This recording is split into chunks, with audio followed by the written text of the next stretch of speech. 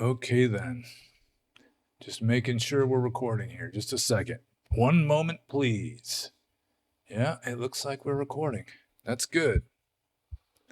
Now I need to do this and that. Hello and welcome. Oh, wait, I gotta mute this. Okay. Hello and welcome to question and answer number 206. I am your host, Panyo Basa. And 206 is not prime, of course, because it is 2 times 103.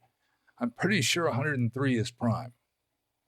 And here I sit on a kind of a darkish, rainy, hot summer day in South Carolina. And this is the first time I've experienced hot rain since I lived in Burma. I mean, it's just in the 90s, and then there's like a thunderstorm. It just pours down rain, and it's like bath water. It doesn't cool anything down at all. It just steamifies everything. So we've got actually a fair number of questions today, and I hope there's not going to be a whole heck of a lot of lag. It looks like it's lagging a little bit already by a split second. And we got some kind of meaty questions. We got some good questions. Not that we usually don't get good questions, but there's sort of like a higher percentage of meaty kind of questions that I actually kind of relish answering to some degree. Or at least I anticipate answering it, but then who knows? While I'm answering it, after I've answered it, it might not be as good. Anyways, wipe a little Durbus off my computer here. I really don't prepare very well for these videos. It's just sort of like when I get time, my wife isn't in the room here. Oh, wait, I gotta turn this too so you can admire the fish tank. I know a lot of you guys watch these just so that you can see the fish tank. So there it is. Anyways, my wife has voluntarily left the studio, so I just gotta strike while the iron is hot, make hay while the sun shines and all that, and just start up as soon as I can, getting the beverage, which is right here. We're going to orange juice today because I've already had 2 cups of coffee, and on hot days you're probably better off not drinking a hot beverage. So I guess I should just start answering questions before you guys just get bored or disgusted and just walk away and watch kitten videos or something. And the first question is from Fred. And those of you who are familiar with these Q&A videos may recall that Fred has kind of a idiosyncratic way of asking questions, so that I'm not always 100% sure that he's asking one. But this one is fairly certain. He sent me an email, and the what do you call it? The subject, the box at the top, all it says is sex, S-E-X. And then for the email, his question consisted of a personal question from the weathered hippie, with hippie in all caps. And that was it. That was his question. Sex, I guess, is his personal question. But I wasn't really sure exactly what the question was, so I responded and asked him, well, what is the question? And then he responded, what does one do when one's spouse shuts up shop?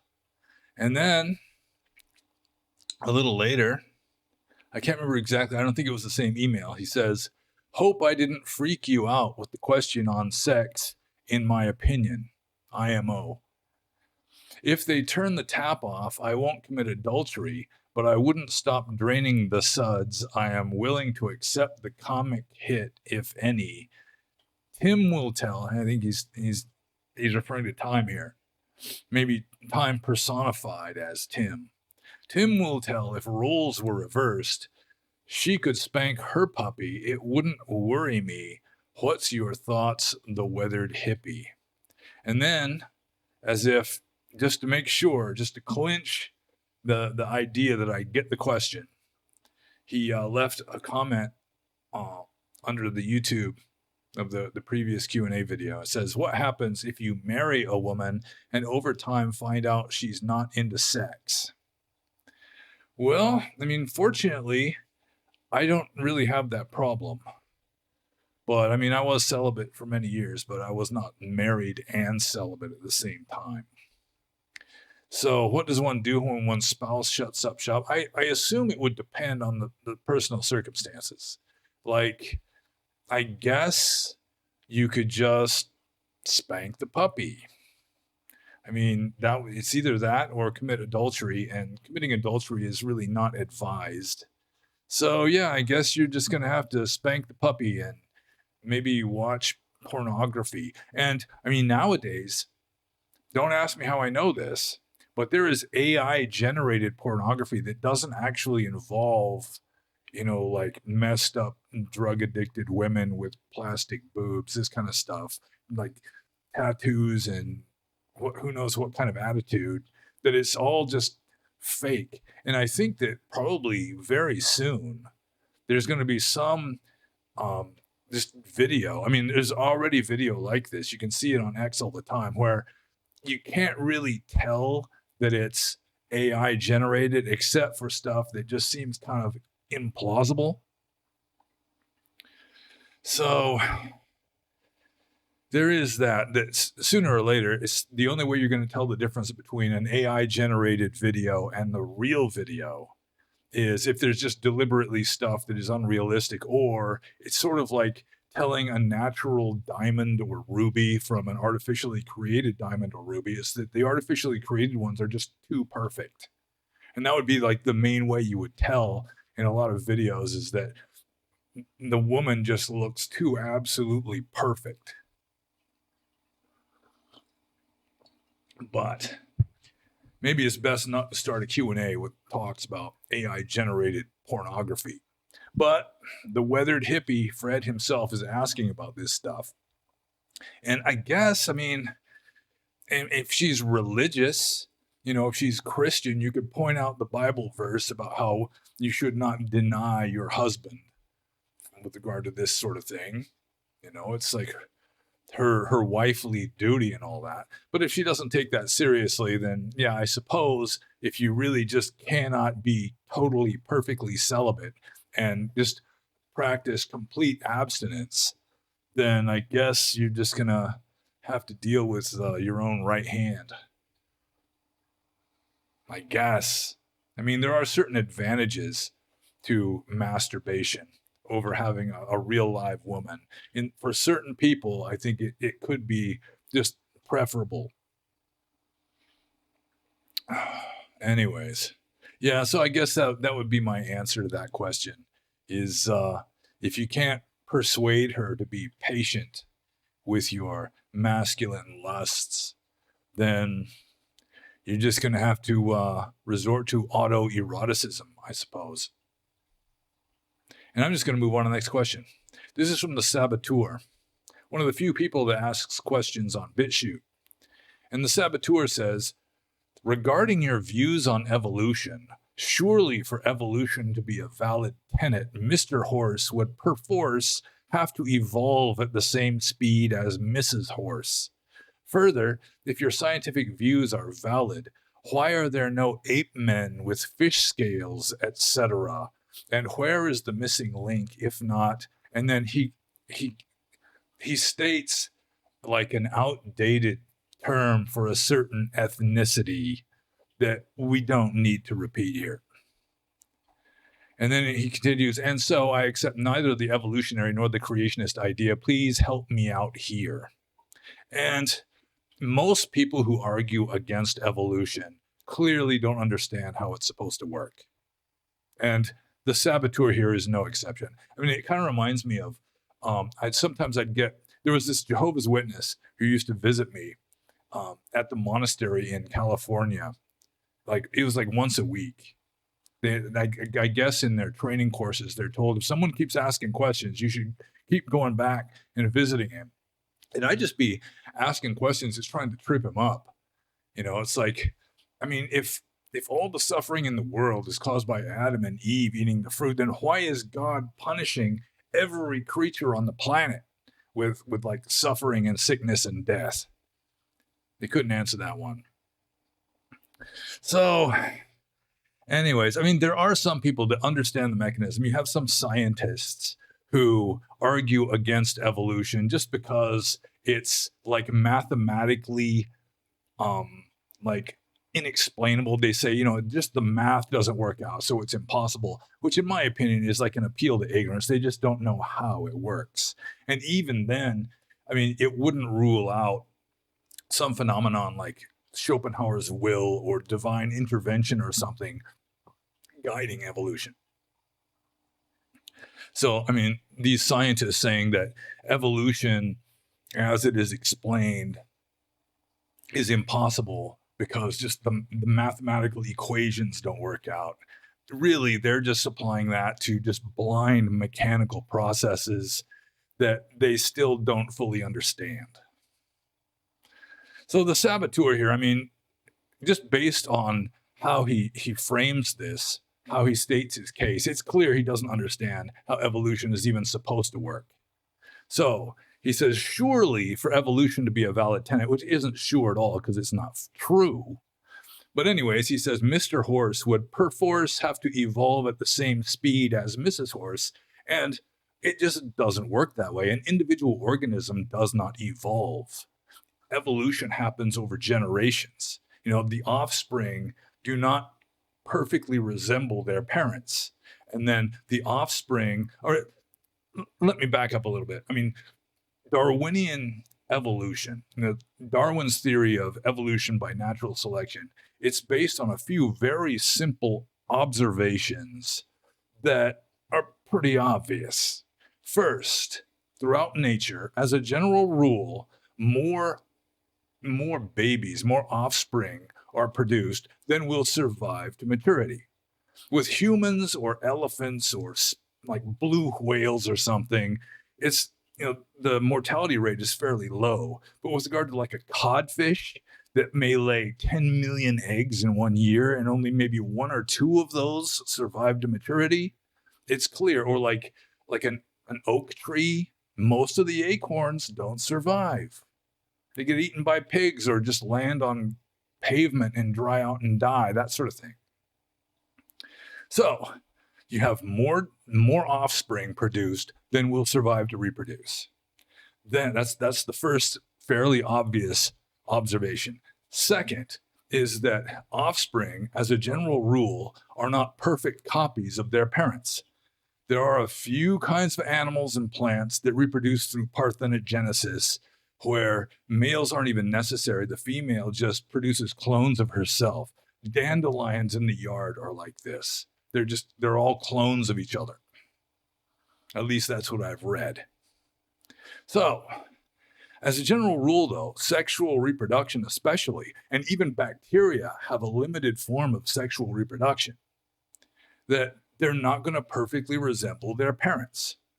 So that's the second basis for Darwinian evolution. And then the third observation, which also is fairly obvious, is that as a general rule, under natural circumstances, the animals that are best adapted to the environment are going to be more likely to survive to maturity, which means that as the offspring vary, the variations that are better adapted to the environment are going to survive, and the ones that are less adapted to the environment are going to die out over a period of many generations, which results in a gradual change in the population or the species.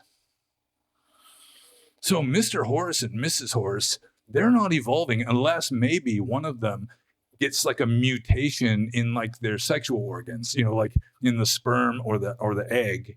There's ionizing radiation or some sort of chemical thing that causes a mutation.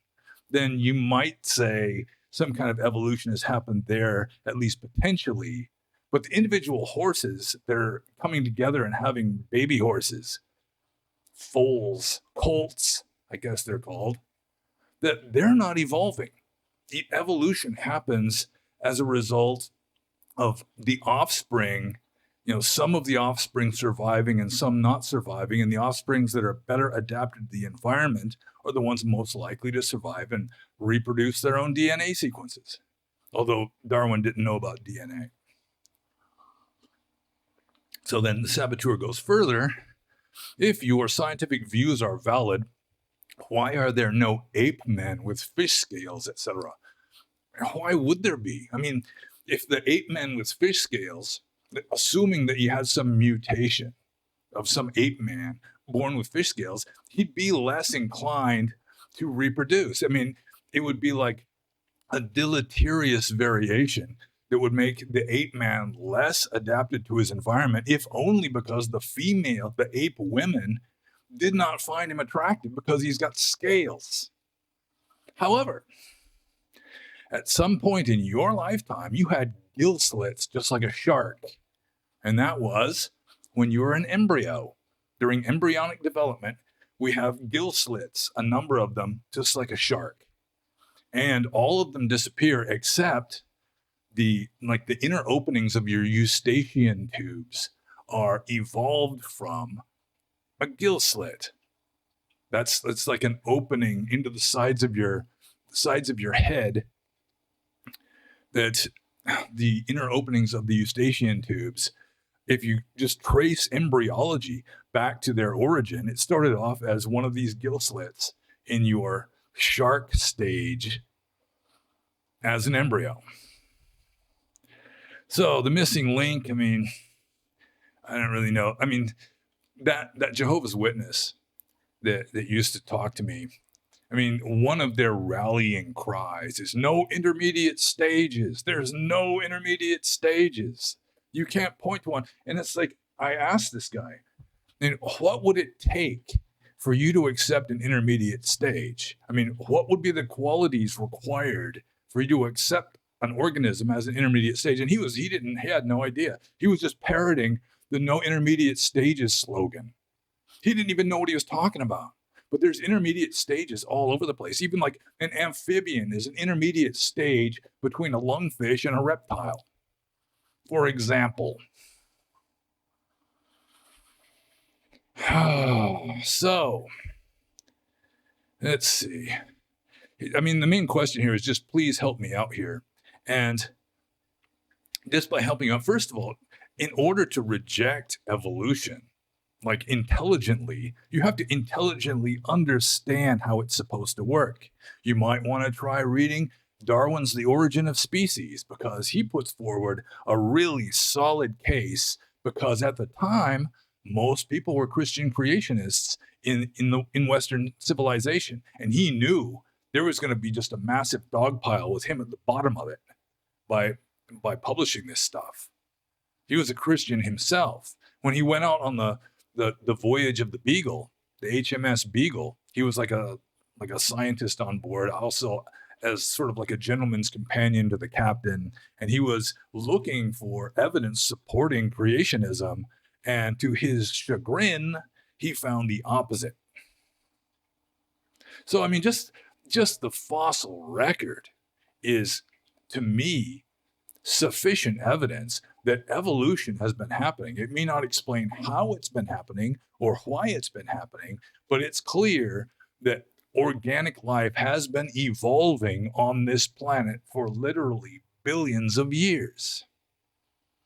At least if you're willing to accept the validity of objective, empirical, samsaric reality.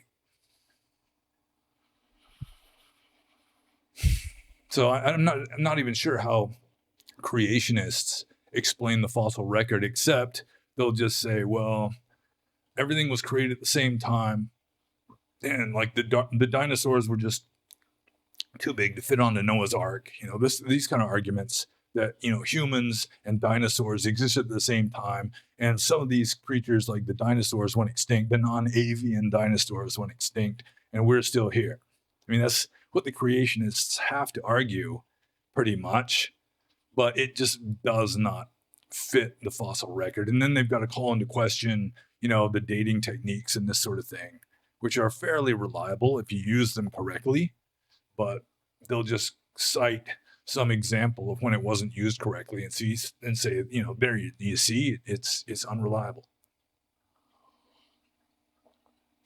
So, I mean, one thing that I would consider to be a good question is, in the previous Q&A, when I was talking about the origin of life on this planet, just my best guesses and what Buddhism claims, that with my own best guesses, setting aside, the mythological version presented in a strange sutta in the Digha Nikaya, I had like two best guesses. One was just the scientific evidence, which sort of, okay, just leave it at that. It's the scientific evidence. And then there's more of the Buddhist dependent co-arising, where the entire universe is arising from one moment to the next. Everything is different from one moment to the next. It's being created every moment, in which case it's just the current circumstances result in life as it is. It's sort of like karma is creating this among and just dependent co-arising. So, I mean, a good question would be, how do you reconcile these, or how do I reconcile the scientific evidence for gradual evolution over billions of years with the Buddhist evidence that, or even just my own quasi-Buddhist theory, which is maybe more Mahayanist than Theravadan, of it's just sort of ignorance is creating this samsara, which isn't ultimately real. And I've got two possible explanations for that. Please forgive me, saboteur, because this isn't really answering your question anymore. But one answer is, you had some non-human being, like when the earth was just being formed, when the stars were just being formed, way back billions of years ago, that you still had some kind of being or beings, devas or brahmas using Buddhist terminology, that were observing it and just kind of locking it in. It's like once you perceive something, it just kind of like collapses the state vector, the quantum uncertainty, and you're kind of committed to one version of reality, more or less. So it could be that you had some kind of superhuman being that was observing just the formation of the early cosmos and kind of locking it into place. So which would account for like the fossil record and so forth.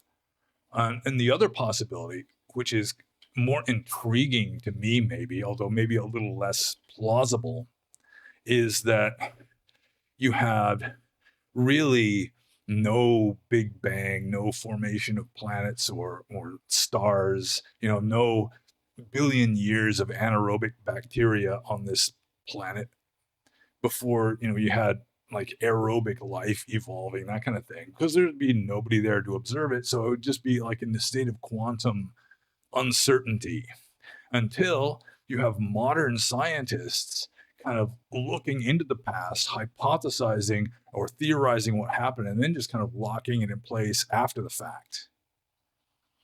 Which still leaves the problem of early people, pre-modern people, digging up like fossilized, extinct creatures that they didn't understand what the fossil record was about. They didn't understand Darwinian evolution by natural selection, anything like that. So how do you kind of reconcile that the fossil record was already being exposed to some degree before modern science even came up with the theory of the fossil record? So it may be the most plausible explanation is that there was still some sentient consciousness observing everything from the beginning, which was kind of collapsing the state vector, so to speak, and just sort of committing us to this version of samsara, although there's still like fuzzy edges around the edges of samsara that is not completely locked down and certain. So considering that wasn't even answering anybody's question, although it could have if they had thought of asking that question, I'm just going to move on to the next question. And there's going to be more of that kind of question coming up, because there was another person who asked similar kinds of questions also on BitChute, because I guess BitChute just, you get more people that are inclined to reject the official narrative, regardless of what the official narrative is. And so the people that don't like evolution, that watch or that don't like the very idea of it, or even, I mean, certain other aspects of science like astronomy, people who don't like that are more likely to watch my videos on BitChute than on YouTube for some reason. BitChute is kind of like a refugee camp for people that have been kicked out of YouTube, or just for ideological reasons just sternly disapprove of YouTube, and so they wind up in this little reservation called BitChute. Minds.com used to be that way up until Elon Musk bought Twitter. It's like the refugees that have been kicked off of other social media would accumulate on Minds.com.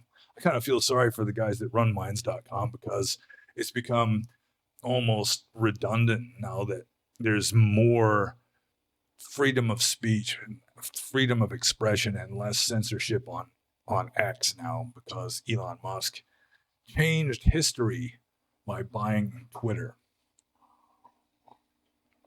Things could be significantly different now if there wasn't this one mainstream, relatively uncensored social platform. So anyways, the next question is from Austin. And I've already kind of addressed this on the Discord server. He asked this question on the Discord server, or this series of questions.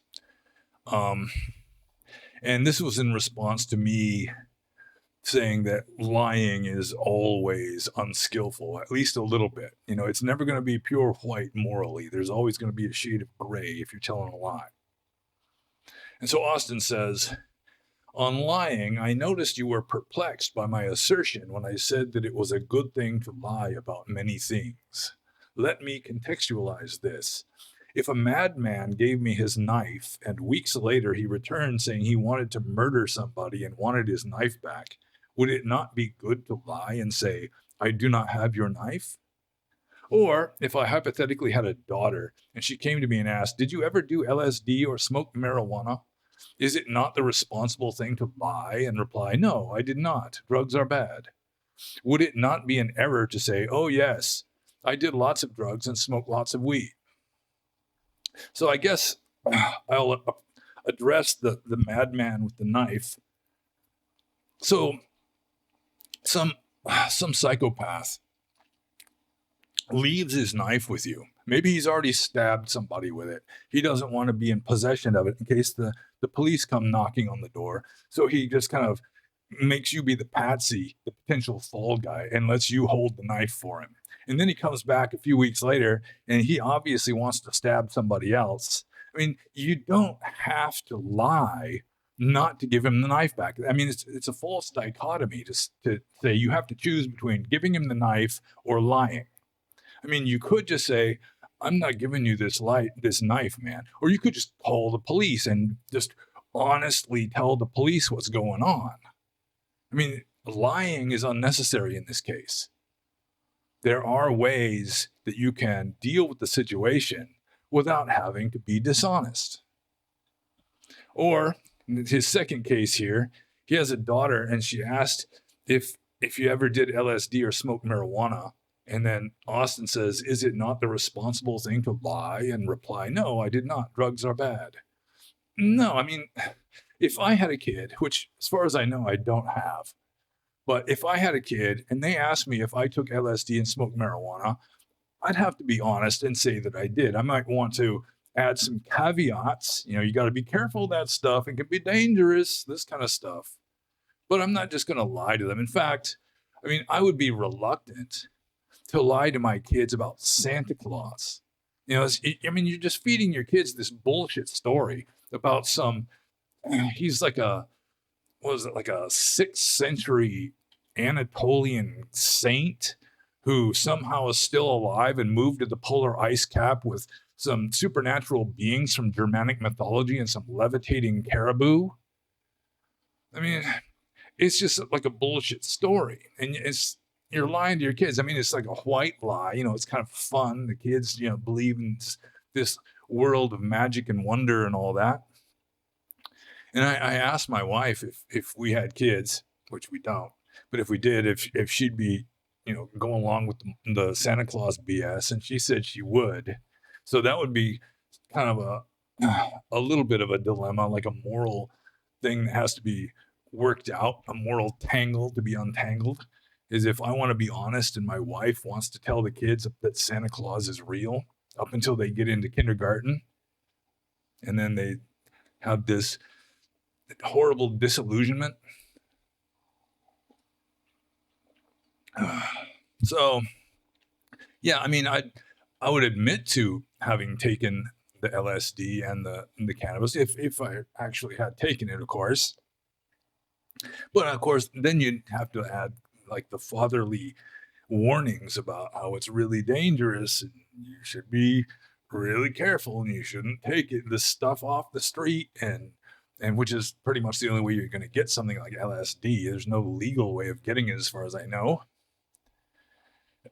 So yeah, I just warn them about, just a lot of people think they're just buying marijuana and smoking some of it and they die because it's been laced with fentanyl. I mean, that happens a lot nowadays. So you can give them a few scare stories like that, which might help alleviate the brutal honesty of admitting to having done it yourself when you were young.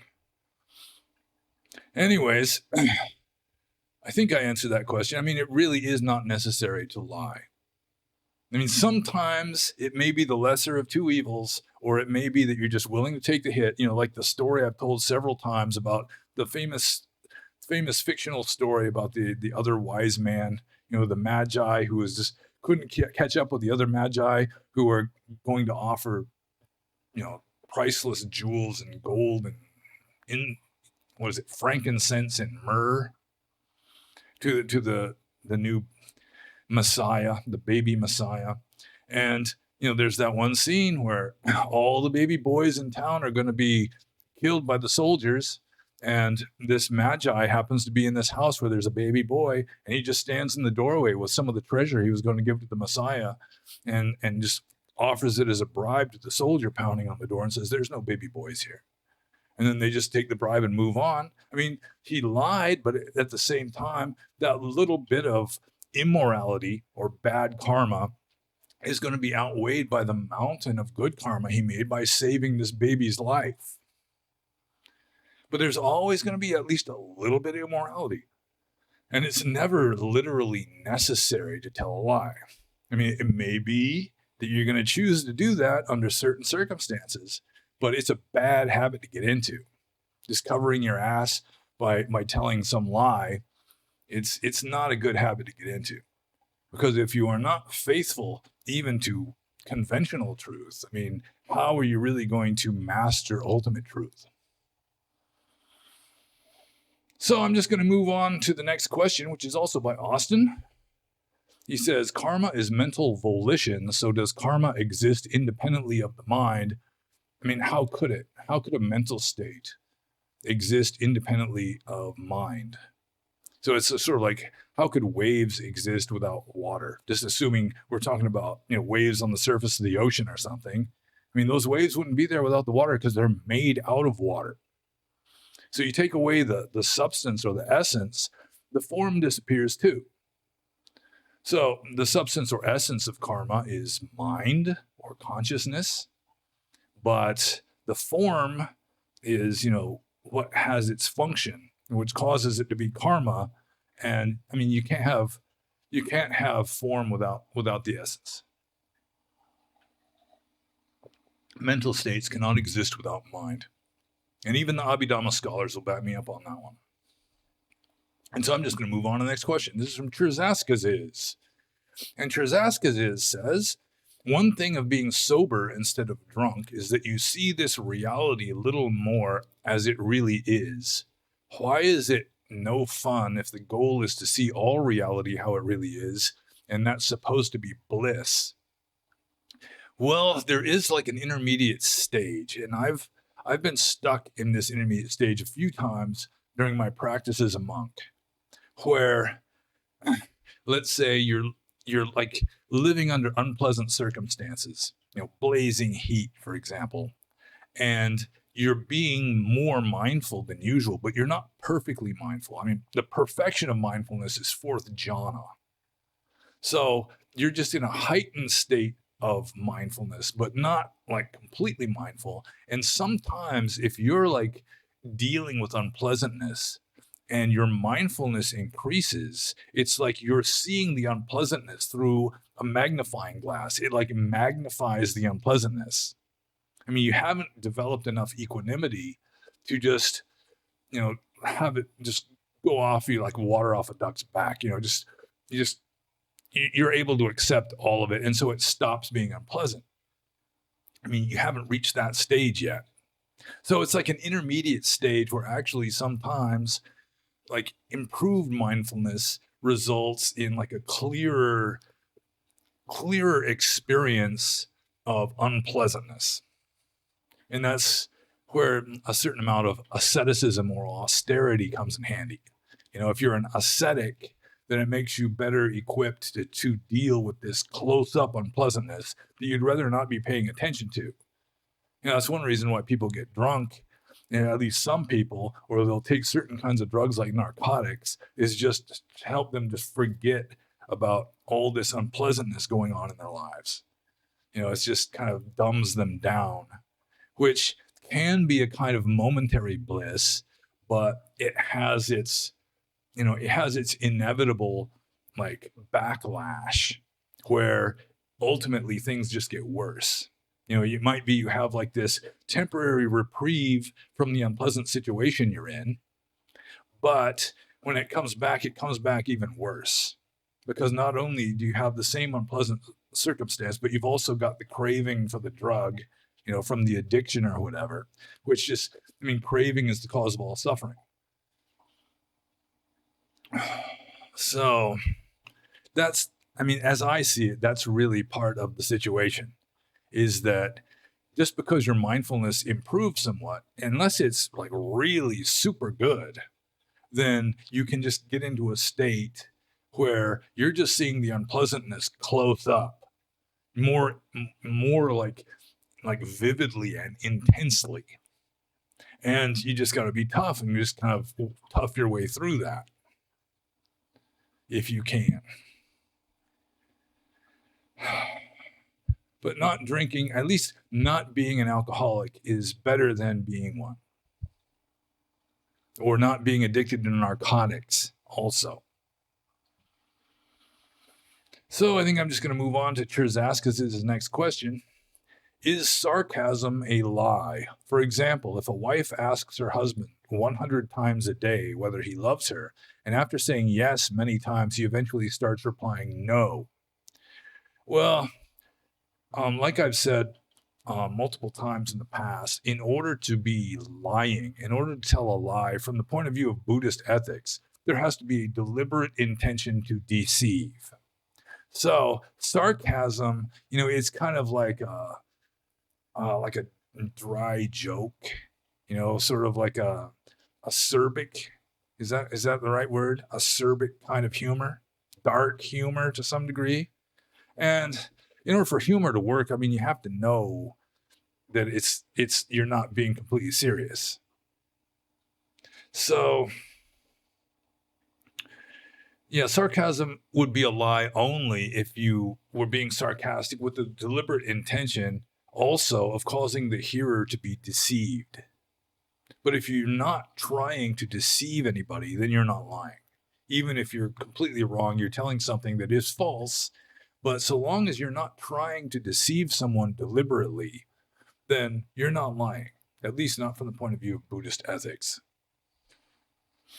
So, sarcasm is getting more into a different kind of false speech. Like certain kinds of sarcasm might count as like abusive speech.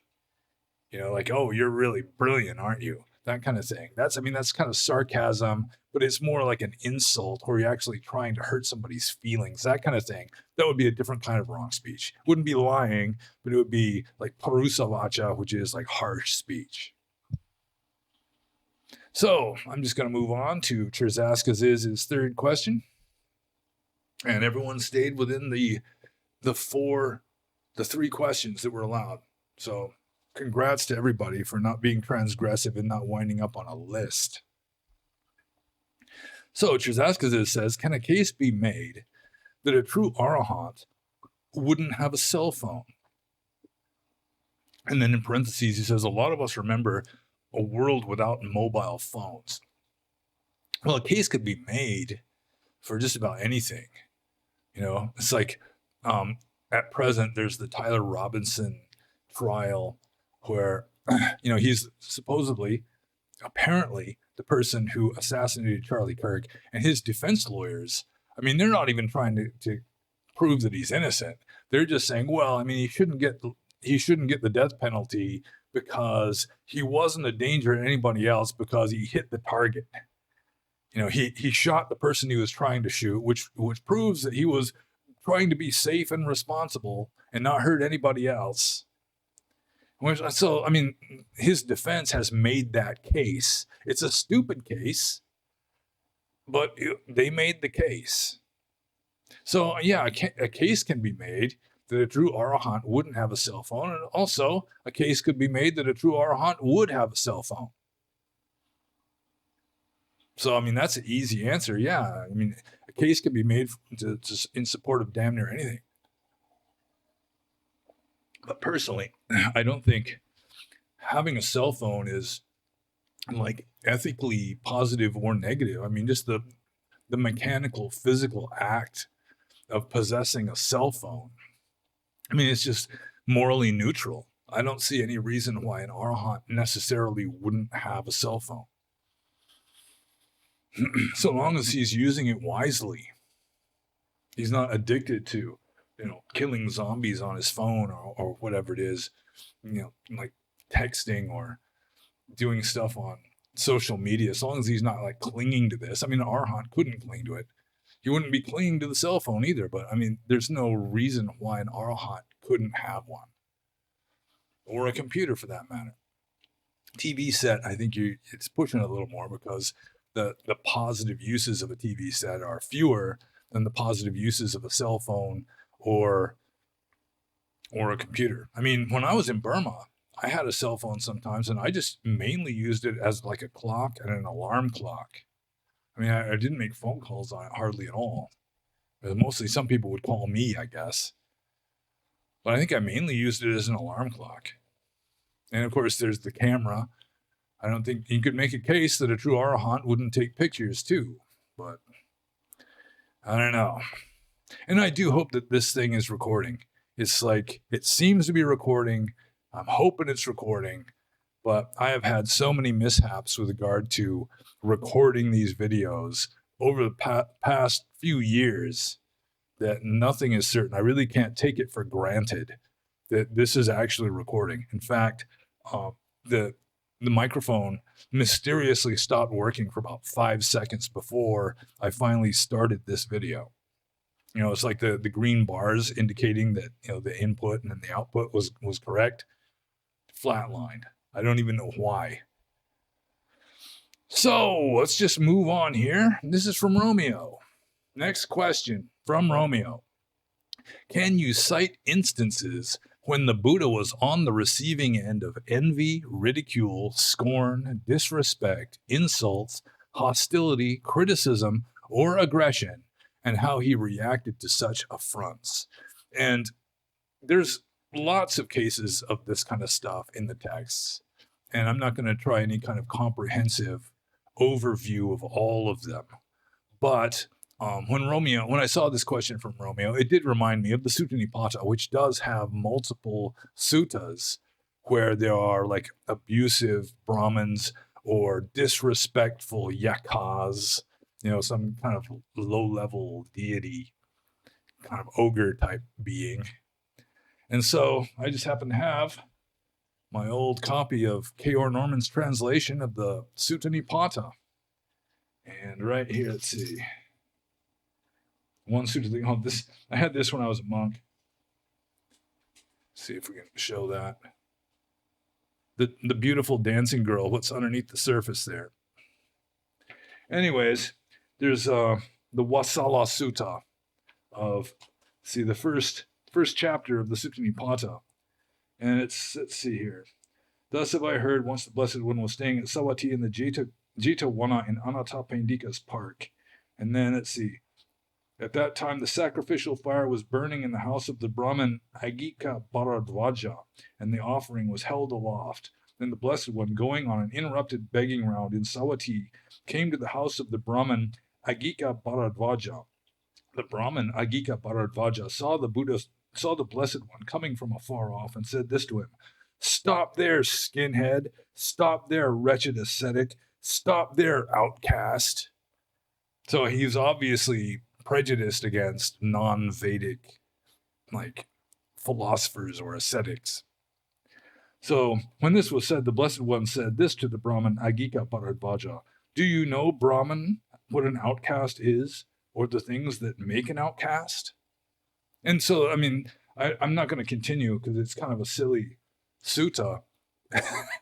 I brought it up as an example of something that seems fairly unlikely. So whether this actually happened or not, whether this is really like recorded history or not, is irrelevant. But in the text, the Buddha just responded politely and calmly and just kind of brought Agika Bharadvaja into like a conversation where he essentially persuaded Agika Bharadvaja that Buddhism was actually a good idea.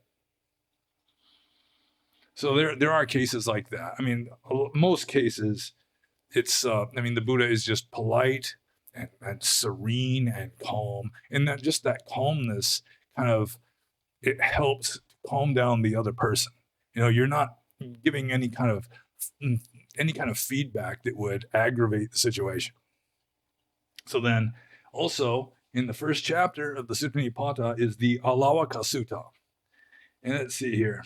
Thus have I heard, once the Blessed One was staying at Alawi, in the haunt of the Yaka Alawaka. Then the Yaka Alawaka went up to the Blessed One and said to him, "Go out, ascetic." "Yes, sir," said the Blessed One, and he went out.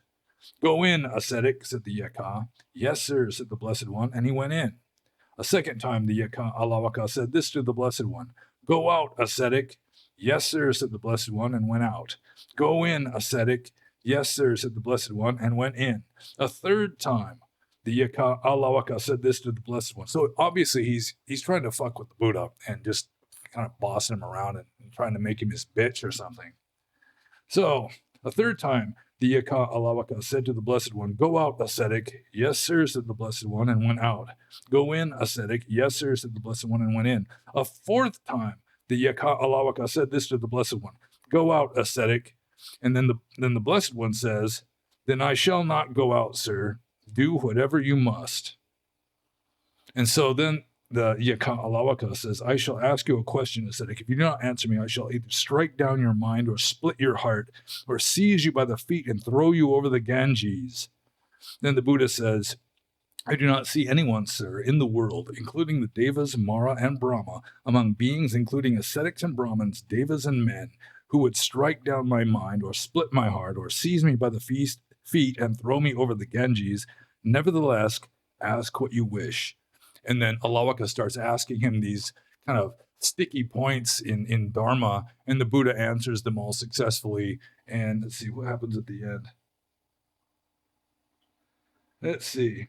So then Alawaka at the end says, "I shall wander from village to village, from city to city, revering the fully enlightened one in the essential rightness of the Dhamma."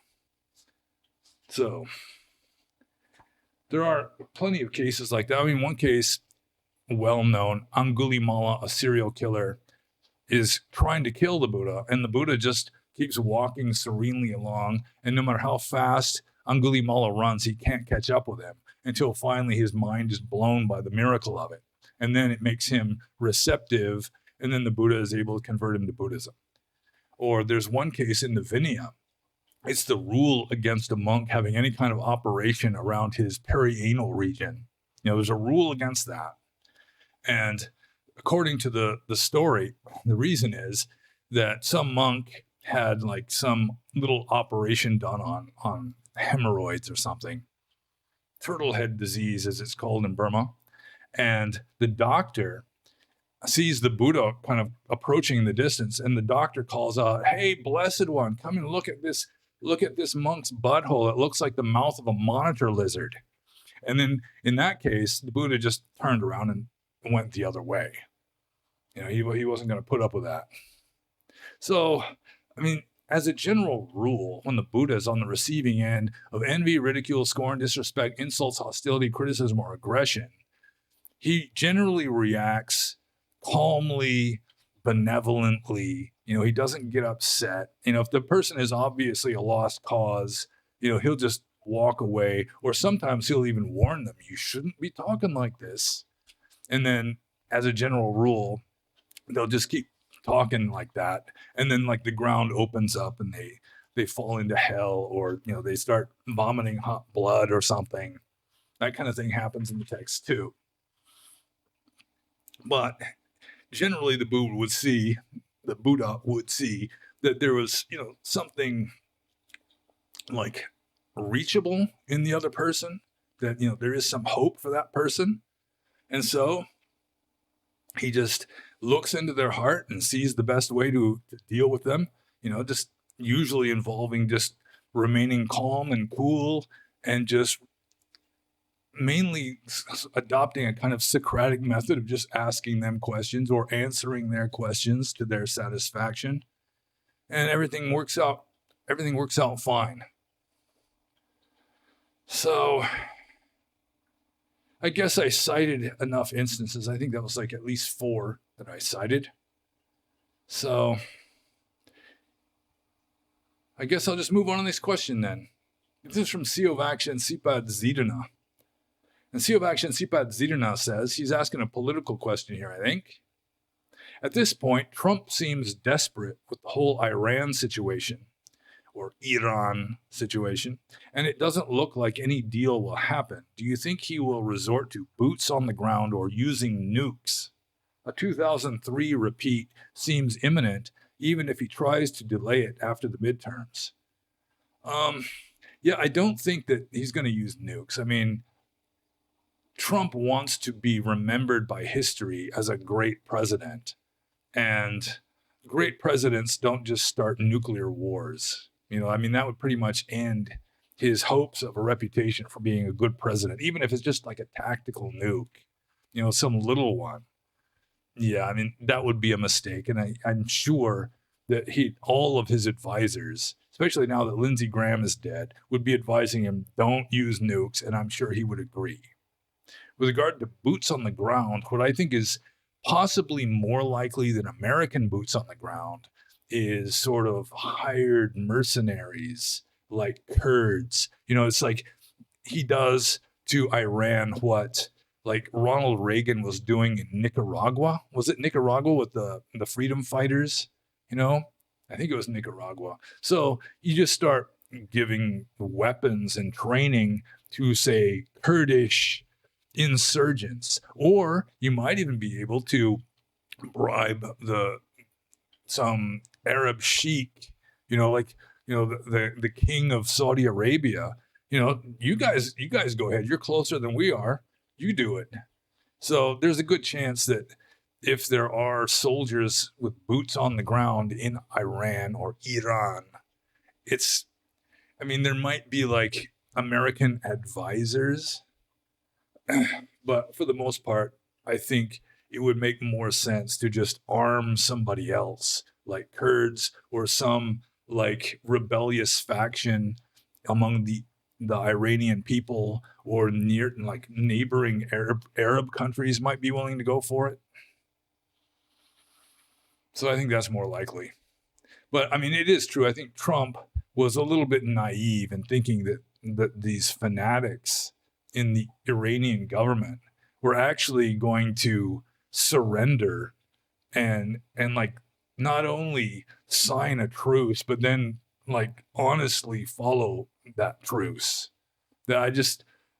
In order to defeat them, they have to admit defeat. And that's something that, it's in history shows that an absolute refusal to surrender is a very powerful thing. That's one reason why the Romans got as powerful as they did because they were at the verge of destruction numerous times, and they just refused to surrender, refused to admit defeat, and just kept fighting, and then they wound up winning. It doesn't always work. I mean, the Germans in World War II fought to the bitter end, and it didn't work for them. But I mean, the only guaranteed way of failing is just to quit, to give up. And it seems like there are certain fanatics in the Iranian government, especially the Royal Guard, the IRGC, I think they're called. I mean, they're just not going to surrender. And even if they might lie and pretend to surrender, and then they're just going to be like, getting ready for the next terrorist attack or the next bombing or whatever it is. So, yeah, I think that the current government's going to have to be overthrown and then have somebody else, sign the truce and make sure that the country honors their side of the truce. I really think that Trump is a businessman. He expects people to have a certain amount of sensibility, and just religious fanatics, it just doesn't work that way. If you could even call the IRGC religious fanatics, I mean, they might just use religion as just like a fanatical belief in their own power or something. Anyways, let's just move on to Sea of Action. Sipad Zirna's next question, which is as follows. Do you think the forced revival of a Theravada nun order is basically a symbol of domination of the West and implementing of its values over Buddhists? Because I don't think the whole Ajahn Brahm situation could have happened unless the West was the world power with huge amounts of influence over the world. It could be interpreted that way, that like the revival of the Bhikkhuni Sangha, which is, it was instigated by Westerners and by sort of westernized Sinhalese monks, I'm pretty sure. I think it started like back in the 70s, but it was sort of like progressive monks in Sri Lanka were some of the first to want to revive the Bhikkhuni Sangha. Let's see. So, I don't know if you call it a symbol of domination, but it could be like a symptom of just the excessive influence Western civilization has over all other countries. Even like the enemies of the West, or it's like communist China, for example. They're still westernized. Even the Marxism that they give at least lip service to was invented in the West. They're wearing Western clothes, using Western technology, Western infrastructure. It's like the West has pretty much taken over the world, including certain ideas of fairness and so forth. Feminism. So, you could see it as a symbol of domination, but it's more like a symptom of influence, I think. That'd be a more objective way of looking at it, I think. But it is a case of, to a large degree, just arrogant Westerners who, they're not willing to really live in accordance with the teachings of the Buddha. Most of them are lay people, but they think they have the authority to change the Bhikkhu Sangha, to dictate what Buddhism has to be like. And then, of course, the new bhikkhunis, so-called, they just don't even want to follow the rules because the rules are prejudicial against women. It's just so bizarre that for the sake of gender equality, it's more of a political call than a religious one. For the sake of gender equality, they revive an order of nuns in which women are just blatantly discriminated against. And then they just ignore that part and don't follow that part. It's just ridiculous. I've discussed the ridiculousness of this attempted revival of the Bhikkhuni Sangha numerous times. I've written essays about it. So I'm not just going to flog a dead baby and just keep going on it. I do think that there may be some mentions of it in my books. I wouldn't be surprised. Let's see. I don't have the book here though, so I won't try and find it. You are spared the boredom of watching me looking through a book trying to find something. So, yeah, Ajahn Brahm.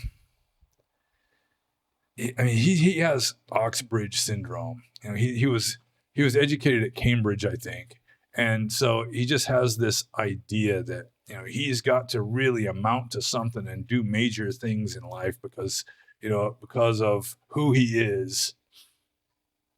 And so one of the things he does is try to revive the Bhikkhuni order, which involves or results in him being kicked out of the Ajahn Chah tradition for going behind the backs of senior monks in the Ajahn Chah tradition. But we don't need to get into that either. So, yeah, I guess, I mean, it could be a seen as a symbol of domination of the West, but it's more just a symptom of the influence and arrogance of the West in dictating to other people what their own religion should be like. And they don't care. I mean, it's like, no, they're wrong. They're discriminating against women. They don't favor gender equality. So we got to revive this order of nuns that is blatantly discriminatory against women. So let's see here. I think I'll just move on to the next question. Also from Seal of Action, Sipad Zidana. And we've been going for an hour, so. And the little green bars are still going up and down. That's a good sign. Seal of Action, Sipad Zidana says, do you think everything happens for the best in the grand scheme? And I mean, the best, I mean, that's a value judgment. So, I mean, it would depend on how you look at it. I mean, if you're an optimist, then presumably yes. If you're a pessimist, then presumably no. And if you're just completely objective, then best would be kind of a meaningless term unless you could somehow, you know, state the context in which something is happening for the best. But I think that it's like Paul Lowe used to say that the system is self-healing. You know, it's like the way karma works. It's like water flowing downhill. And if you could just let it keep flowing downhill, then it would eventually reach, you know, sort of the what do you call it? The phase, the state of minimum, like stored energy. You know, it's kind of like just laws of physics. But it's like we are continually, because of our delusion, adding more bad karma so that it just does, that's not really an option. You know, that's kind of the approach the Jains were taking, where they're just trying to not create any new karma and then let the old karma just exhaust itself. In Buddhism, you could have, practically an infinite amount of past karma. So you're probably better off not even trying to exhaust your karma. But still, karma is like healing itself, you know, it's expending itself. And so I think in the grand scheme of things, everything is kind of moving towards, I don't even know if you'd call it for the best. It's just sort of like minimal delusion. I mean, it's like your delusional actions are like impermanent and they fade out over time. But whether that's everything happening for the best, I mean, obviously you can imagine in the grand scheme of things, everything happening better. Just everyone becomes enlightened. Samsara is closed. They turn off the lights in Samsara and just lock the door and it's done. But there is kind of cosmic justice, I think. Everything balances out. I mean, not because of some benevolent God wanting things to balance out. It's just that in order for there to be anything happening in this universe, in samsara, there has to be sort of a thing and its negative, a thing and its opposite. You know, it's dualism, essentially. Samsara is dualistic, and so you have to have those sort of contrasts in order for samsara to exist. But I mean, the grand scheme of things, I mean, now I have to take a step back. I mean, are you dealing with the delusional sort of illusion of the matrix? I think something like Seal of Action, Sipad Zina is just assuming that samsara is reality, or that within the context of the illusion, everything happens for the best in the grand scheme of things. But I mean, when you get to ultimate reality, nothing happens. When you get to like this pure nibbana or nirvana, nothing is happening. So it's not happening for the best or the worst or for anything else, because it's just not happening. But when you get into samsara, I mean, how can you say that samsara is designed for everything to work out for the best? It's just you're essentially wallowing in delusion until you can get out of it. You're trapped in the burning building. I mean, the burning building isn't really designed for everything to happen, all come out all for the best. I mean, it's just the way it is. It's just like this mess, this tangle that we are pretty much trapped in, although most of us like being trapped in it and want to continue being trapped in it. So yeah, I don't think everything happens for the best in the grand scheme of things. I mean, there's like a cosmic justice. So, I mean, if you want to call that the best, where everything kind of balances out in the long run, if you want to call that best, then fine. But I mean, best, again, it's just like a value judgment. It's a matter of opinion. It's not really an objective term, unless you give some like objective criteria to, what you are, what is your criteria for something being best? And Seal of Action, Sipat Zirna has not done that. So I'm just going to move on to the next question. This is from Dhamma River. And this is kind of an interesting one. He says, I want to ask you a question that was asked to me by a young man at the monastery in Sri Lanka. He was not a monk. He was there to learn and practice meditation. He asked me and a bunch of other guys, quote, what if everything we're doing here is wrong?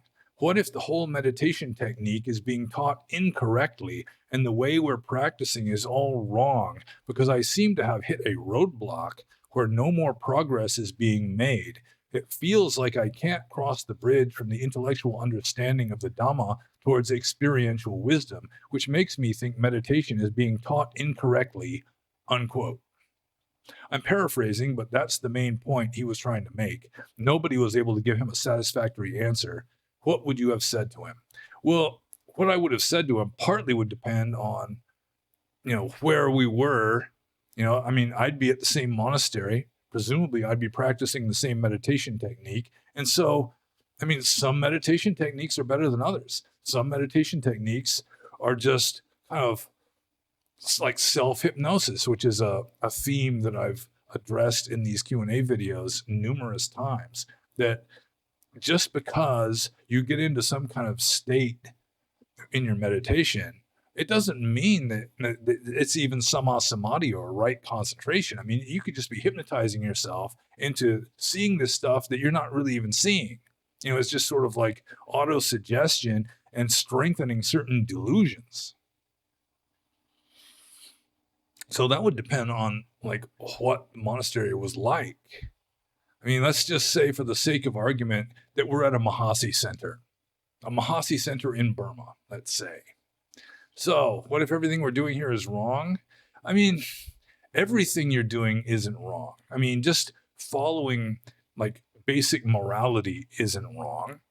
It's like the certain self-discipline, the enduring discomfort, eating only one meal a day, maybe. That kind of stuff. I mean, you can't really say that you're doing that wrong necessarily, unless you've just got like a really bad attitude about the whole thing.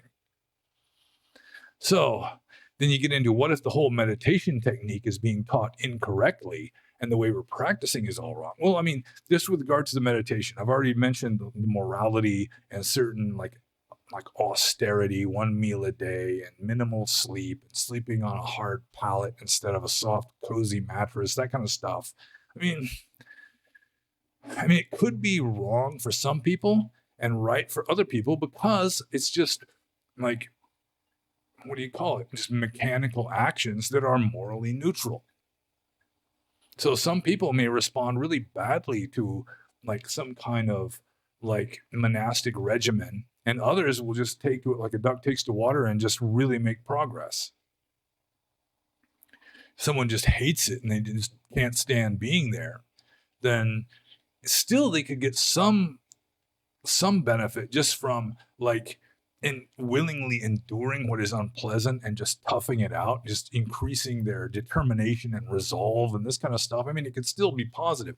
It's hardly likely that everything that you're doing is wrong. But with regard to the meditation technique, I mean, if you're making progress, and he seems to have stopped making progress, but if you are still making progress, and some of the ways you can know if you're making progress, your mind wanders less, you're more mindful, you're more like content or serene, have more equanimity. You're having like insights arising from your meditation that you're enjoying it. It's you're enthusiastic, you're looking forward to your next sit, that kind of stuff. Those are indications that probably you're getting some benefit from it. You're making progress. But if you just hit a wall, like this person apparently has done, then yeah, if you're still beating your head against a wall and not making progress, then you're probably not doing something correct. You should maybe switch to a different method. Maybe go to a different teacher who teaches a different method. Something like that. I mean, if you stop making progress, I mean, it doesn't necessarily mean that the meditation technique is wrong. It's just that it was right to get you to that level, and then you need something else. St. John of the Cross, it's like one of his teachings was, when do you know when you're ready to move on to another, like a more advanced meditation technique, to move on from what the Catholics call meditation to what the Catholics call contemplation, in which you're no longer thinking. You're just wide awake and not thinking anything. And one of the symptoms for being ready for that is you just stop making progress and you just don't like it anymore. It seems like a waste of time. It's just you're stagnating. That's one of the signs that you're ready to move on to the next step. And if the monastery or the teacher or the meditation technique doesn't have a next step, then you're probably better off finding a different meditation technique. So, I mean, this person was probably still making some progress, or at least getting some benefit from still living like a monastic life, staying out of trouble at the very least. But, I mean, if he wasn't making progress in his meditation, then his teacher should probably, I mean, based on the circumstances, which I'm not really privy to, but I mean, he might acknowledge, well, you're not making progress with this, let's try something else. Or maybe you should try this meditation center over there. So, yeah, I mean, a lot of meditation techniques, most meditation techniques are limited methods. They're not going to get you all the way up to fourth jhana, much less enlightenment. They can, but not necessarily. And it's going to depend on like individual differences also, differences in character and disposition, that kind of thing. So let's see here. It feels like I can't cross the bridge from intellectual understanding of the Dhamma towards experiential wisdom. Well, you have to stop thinking for that. Or at least have to stop like clinging to thinking. I mean, a lot of people, if they're like very head-oriented people, a lot of Theravada Buddhist monks or Buddhist meditators, especially in Theravada, and just being Westerners, in addition to that, it's like a lot of people are just stuck in their head. They cannot go beyond, get outside the box of their own skull, essentially. So, yeah, I mean, what would I have said to him? I'd probably say to him essentially what I just said to you guys. And it would depend a lot on the circumstances at that actual monastery. So I'd have a better feel of, why is he not making progress? Maybe the method isn't suitable for him, or the teacher is lacking the skill to really guide him properly, that kind of thing. In which case I might advise him to try a different place. I mean, if he's starting to be skeptical of just Buddhism in general, then it could be a deeper problem. I mean, it could be just his own latent defilements just fighting tooth and nail to get him out of there so that he can go and wallow in his defilements better somewhere, like out in the world somewhere. I mean, that kind of stuff happens too. But in order to really give a definitive answer, I'd have to actually know the person and be at the same place as him. And we really can't go that far. So I'm just going to move on to the next question. This is from Rui.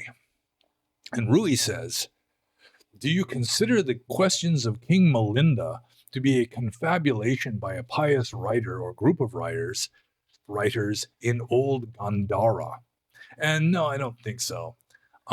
First of all, the King Milinda was a historical figure. He was a Greek or Greco-Macedonian king who became a king of northwestern India, like around, like the 1st century of the Common Era, or thereabouts, plus or minus a century.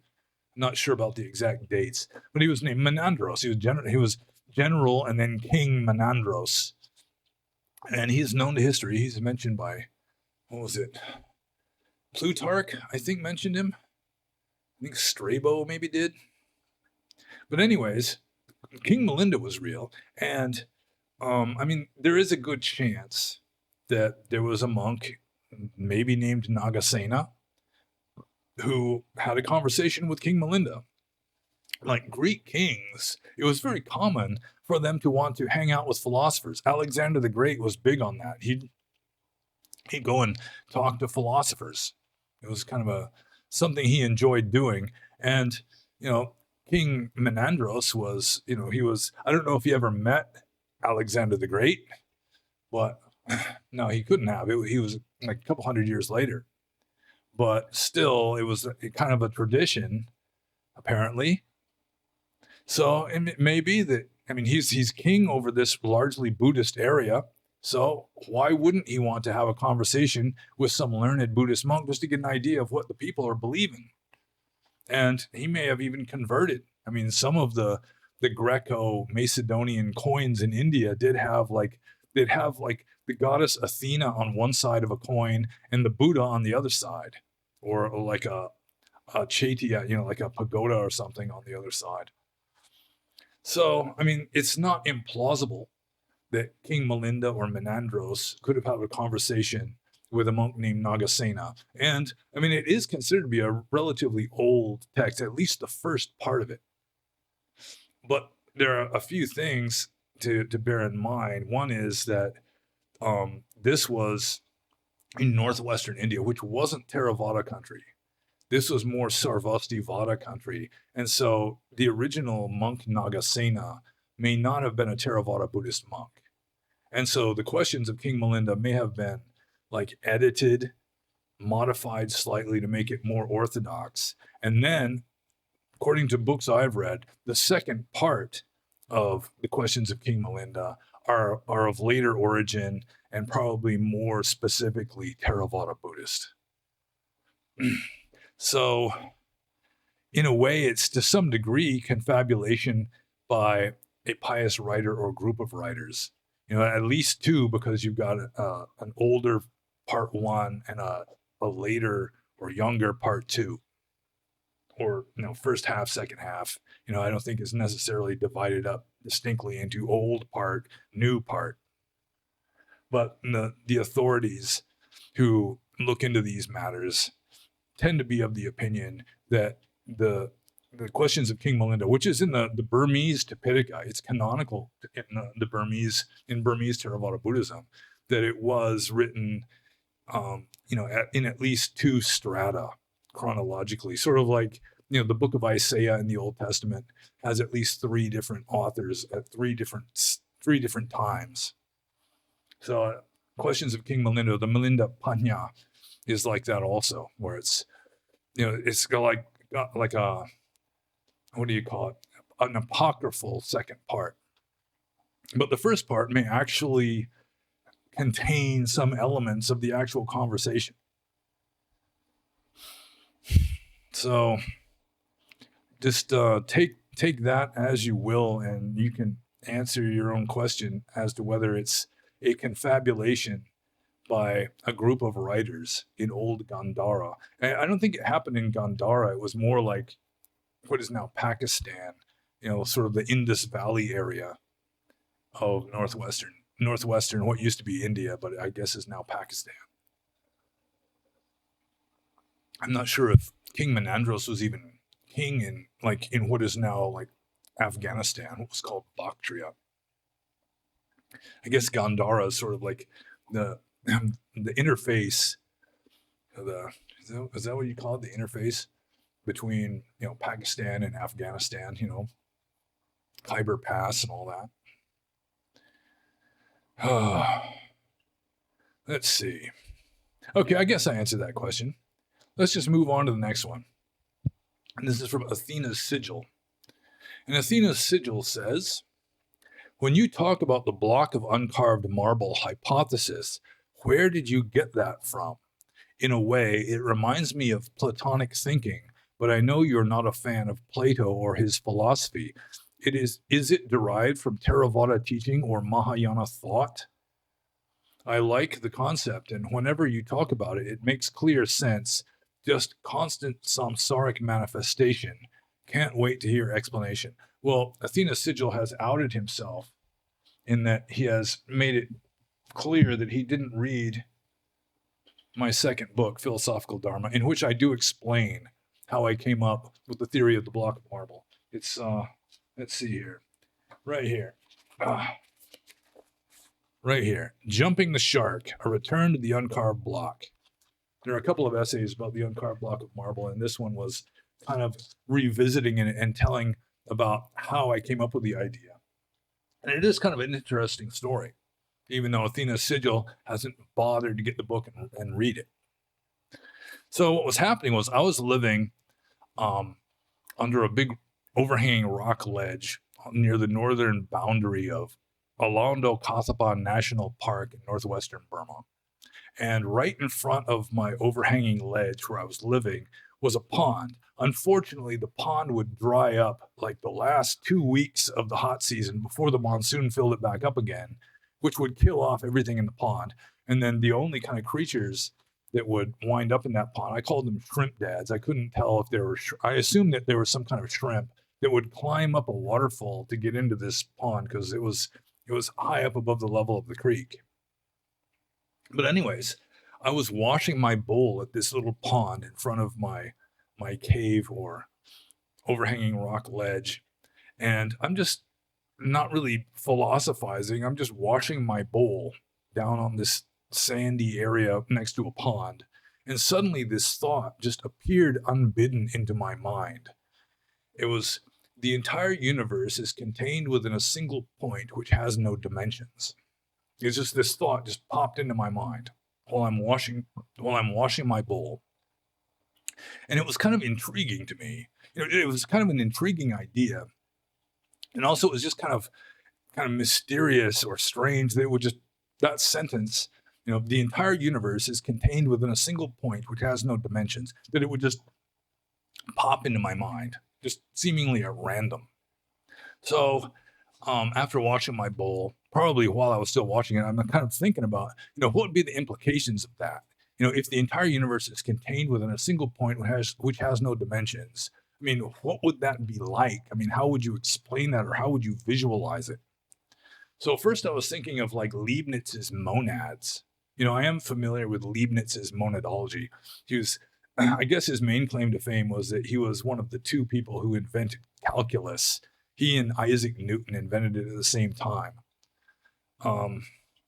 Also, he's sort of like the original of Dr. Pangloss in Voltaire's Candide.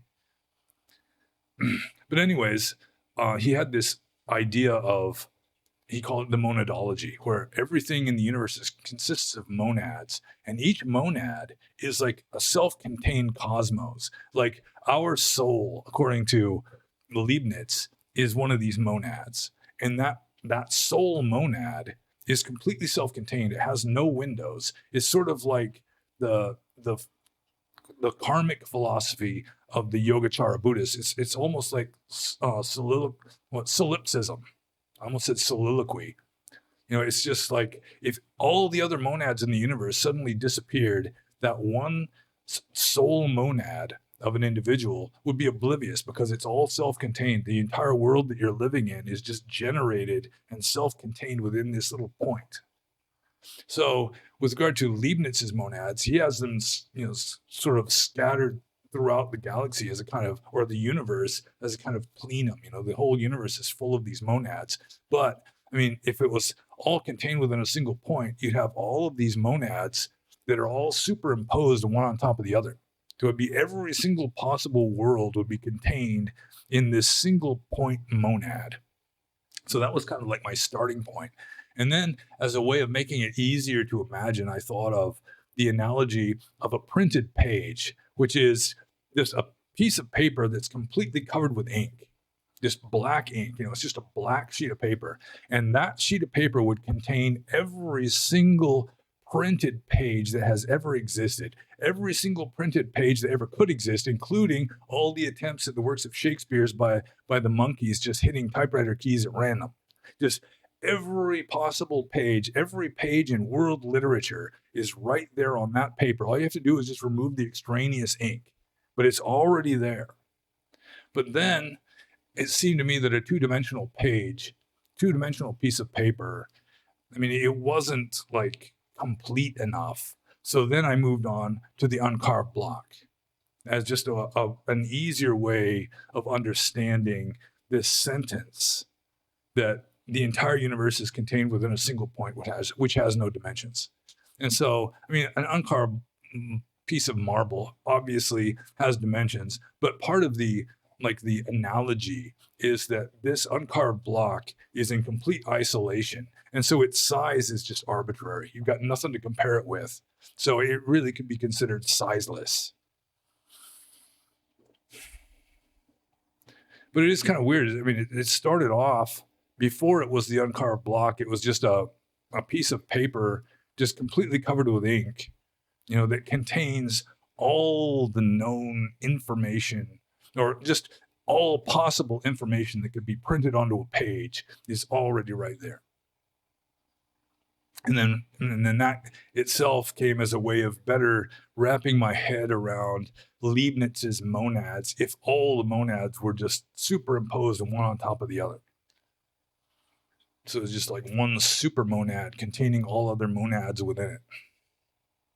But if you want the complete story, you're going to have to read it in Philosophical Dharma, which is available on Amazon. Shameless plug there, but this is just how it is. So I'm just going to move on to the next question. This is from Cleefy. And Cleefy says, can you say a few words about Dhammapada? Is it from the Buddha himself? And the Dhammapada is considered to be relatively late.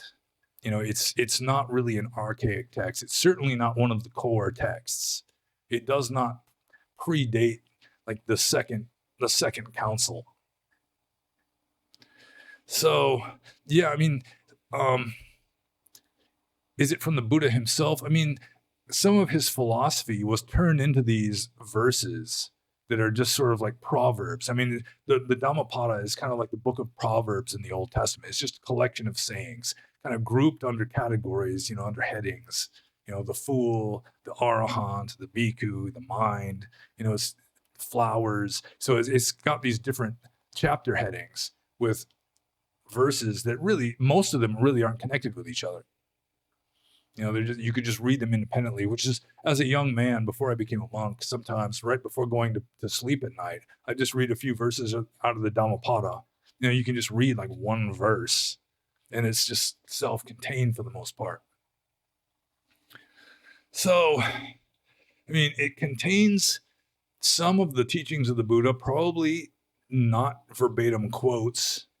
It was turned into verses later on. And one of the reasons they think that it happened later on, aside from it not being one of the core texts, I mean, other schools of Buddhism do not have the same thing as the Pali Dhammapada. I've seen a Tibetan Dhammapada, which was radically different from the Pali Dhammapada. It was, or the Dharmapada in Tibetan, I guess, or Tibetan version of Dharmapada. And it was mainly based on certain suttas from the Sutta Nipata, like from the Uraga Sutta, and also from the Udana. Some of the verses from the Udana were in what was called the Tibetan Dhammapada. So, but I was going to say that some of the experts will say, like this verse is written in a verse form that really didn't exist until, like the first century BCE. And so they can kind of date when some of these verses appeared. They do that with like the Therigatha and the Therigatha also, which are not part of the core texts. So they can say, well, this verse form really didn't come into vogue until, this century. So it's probably could be dated to there, that kind of thing. But I mean, the Dhammapada is repeating some of the Buddhist teachings, and I'm not sure if any of the verses of the Dhammapada exist in other texts that are canonical. So I haven't really, I don't remember seeing a verse from the Dhammapada that is a verse in some other sutta that is a core text. In G.C. Pandey's book, Studies in the Origins of Buddhism, he doesn't even mention the Dhammapada that I can recall. He doesn't discuss it at all. He might dismiss it in like one sentence, or maybe not even that. I mean, he may have just ignored it because it really doesn't have much to do with the origins of Buddhism. It arose later, after the Second Council sometime, probably. And it was like a lot of it is basic teachings of Buddhism that are just put into, easily memorized verses, just as a kind of proverb, a didactic tool, I guess. So, yeah, I guess that's a few words. That's more than a few words. So I'm just going to move on to the next question. And this was kind of similar to the questions I got also on BitChute from the saboteur in his skepticism of evolution, even though he clearly did not understand how evolution is supposed to work.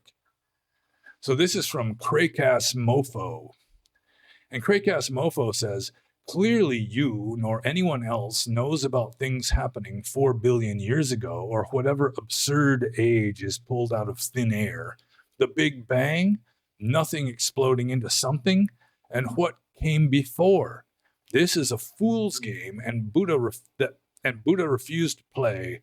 Why do you play this absurd game and claim to be a Buddhist when your teacher refused to play? Well, mostly he refused to play up until that weird sutta towards the back of the Digha Nikaya where he just lays out the origins of the world. So, personally, I do think that it is unlikely that the Buddha really did preach that sutta of the Digha Nikaya. I still don't recall what the name of the sutta is, but it's towards the back, which is somewhat of a hint that it's not original but was added later. But the reason why I gave my discussion of like the Big Bang and the origins of the universe is because somebody asked me the question and I answered it as well as I could. I mean, it's like somebody asks you a question and you get bashed by someone else for answering it. I mean, what benefit is there from that? But like things happening 4 billion years ago or whatever absurd age is pulled out of thin air, it's not pulled out of thin air. Science does not work that way. Science does not work with just wild guesses that are then accepted as like dogma. Some pseudoscience can work that way, but astronomy as a general rule is pretty much isolated from, say, like ultra liberal progressivism. It's like you've got leftism, political and social leftism has gotten its tentacles into some aspects of science, but like cosmology and astronomy, sort of like astrophysics, that kind of stuff. I mean, it's just, they don't understand it. They're not going to meddle with it. It doesn't have anything to do with diversity, equity, and inclusion. So fuck it. It's just, they just don't even pay any attention to it. So you got people, scientists, who sincerely want to understand why we are here. And so they've looked into the situation, and they're not just making wild guesses and pulling numbers out of thin air. For example, they have noticed, astronomers have noticed that galaxies are flying away from each other, that they're flying away from what could be extrapolated back to a central point, and they can guess by the speed and how far away they are, how long they've been flying away from each other. The math is not like super complex or difficult once you get the data. So, and also they can use certain dating techniques for like rock strata on the Earth. That gets back to maybe a few billion years, but doesn't get any farther than that. So, the Big Bang, there is evidence supporting it. And so just kind of absurdly dismissing it as bullshit. It's sort of like, dismissing evolution without understanding evolution. So, and then nothing exploding into something. Yeah, the Big Bang is kind of a mystery because apparently it did happen, but how did it happen? And you've got certain scientists like Stephen Hawking. It has to be all theory because you just almost by definition, you cannot go beyond the singularity that occurred before the Big Bang. There's no telling what existed before that.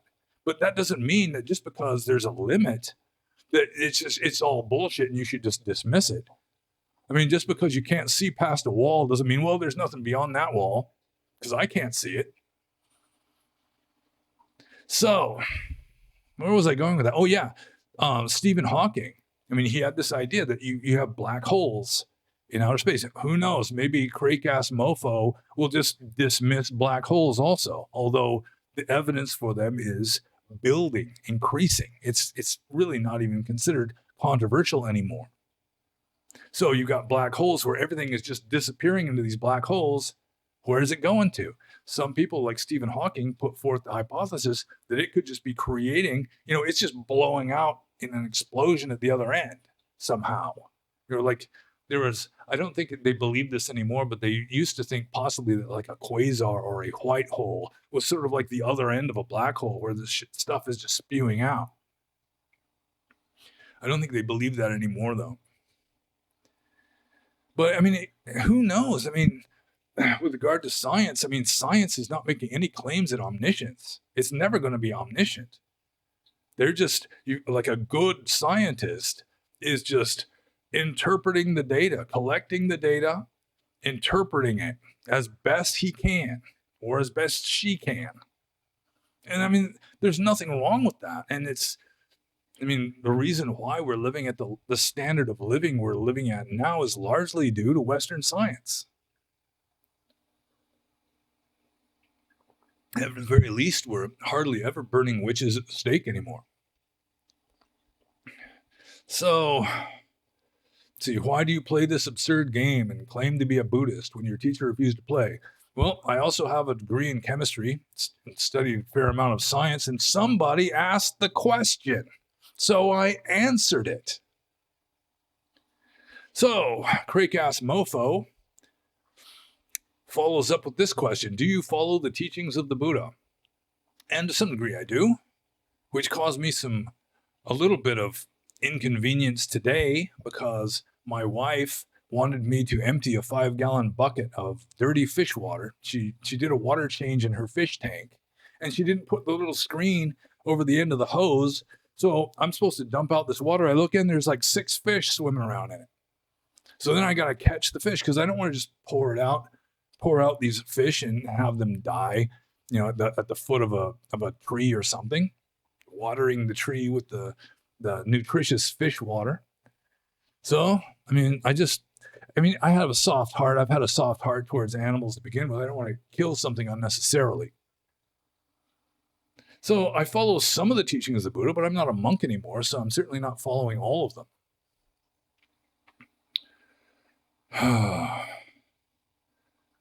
I'm at the stage where I'm putting into practice some of the stuff that I learned as a monk. And you guys are reaping the harvest of that to some degree by listening to these Q&A videos.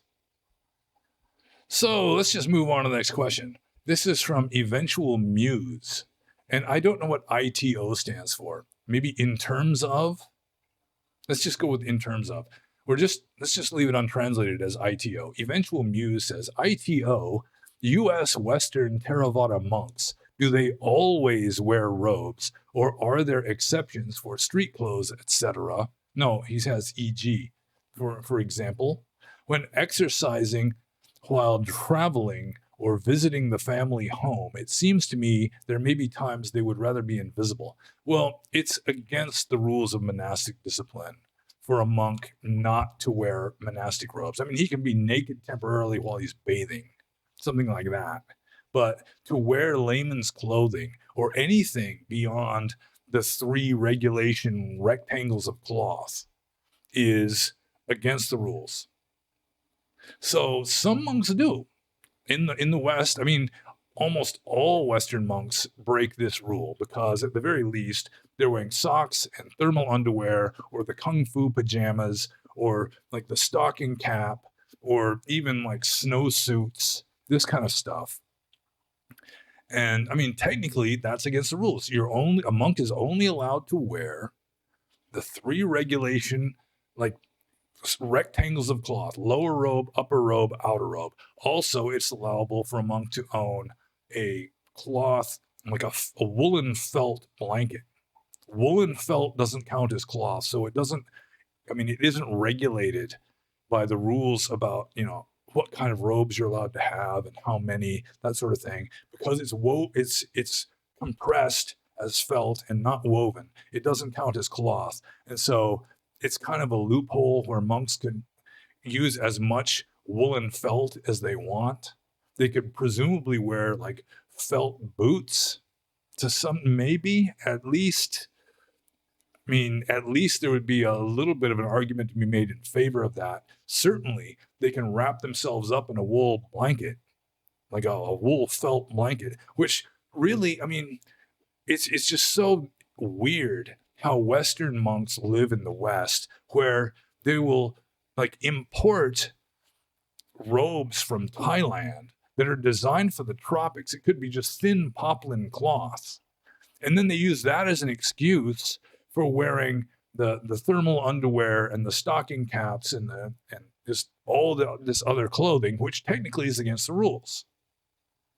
All they'd have to do, which is what I did as a monk, especially living in the West, you get like thick denim or thick flannel or even like canvas, homespun cloth, thick cloth, and you can wear that. And then you got like the woolen felt blanket, which you can just wrap around yourself. And I did that quite a lot when I was living in the temperate zone, even in wintertime. I never really had to break any rules with regard to wearing clothing that was not allowable. I mean, really, down to freezing, it shouldn't be necessary. And I even went camping, like in the mountains. I'd get down to like well below freezing temperatures. Although when I'm camping, it's like I'm with a friend who has built a campfire and I'm sitting next to the campfire, or we're moving around a lot so that, you're not really as much in danger of like dying of hypothermia or something. But really the limit is when it gets down to the point where your toes are in danger of getting frostbite. That's when you may just really have to break the rule and put on some kind of wool socks or something. But I never had to break the rules. I lived in the northern United States, not Alaska, but the northern continental United States. I guess Alaska's still continental, isn't it? Near the Canadian border in wintertime. And I did not have to break any rules, and I never wore underwear, thermal or otherwise, never wore socks, never wore a stocking cap. I mean, to keep your head warm, it is allowable to use your sitting cloth, so long as you're not in public. Or just use the felt blanket, but that's also so long as you're not in public. When you're in public, you're not supposed to have your head covered. So there are some monks that are not strict who, there was one in particular that I read. I think he lived in Australia, where, I mean, he would wear just layman's clothing a lot of the time, and he handled money, and he was just really a sloppy, lax monk who kind of sneered at strict ones. So, I mean, there's that kind out there who will eat dinner, they'll handle money, drive cars, all of it, and wear layman's clothing sometimes when they want to be incognito. Maybe even wear like a toupee or something. I don't know. But technically, it is against the rules. You are allowed 3 regulation rectangles of cloth and also felt and a sitting cloth that you can cover your head with if you're not in public. Okay, so I guess I'm just going to move on to the next question. This is from Thermal Squid. And Thermal Squid, being an intellectual type, has like a very long question here. So I might as well just get going on this question. Lieberlam says that the 62 kinds of wrong view are exact and hyper-specific in terms of its accounting for speculative tendency. One of them, the universe is eternal, we disagreed about. I assume and I think the texts highly imply that samsara is eternal or otherwise has the potential to reestablish itself indefinitely. While the universe isn't eternal as a metaphysical object like God would be, as a property of some conditional thing, how can we have right view without this assumption or belief? It seems to be that the rejection of this is the rejection of right view, which is at least defined as the understanding or insight that consciousness continues after death and our actions have consequences on that continuation. Otherwise, it seems annihilation is inevitable, that consciousness and all its properties, time, matter, causality, etc., would cease at some point in time. We see the metaphor of the candlelight being relit and reignited for reincarnation or the continuation of consciousness. We see consistent metaphors and analogies for incomprehensibly long periods of cosmic and geologic time. We are urged to act with urgency to commit to the holy life, and it doesn't seem like any of these texts would support or be compatible with the notion that the universe or consciousness would just stop or cease at any point in the future arbitrarily. Okay, so all of this essay here is essentially, is the universe eternal? I mean, that seems to be the question that this boils down to. That is it not true or right view that samsara is eternal? And the thing is that samsara is a generalization, that it's not just one thing.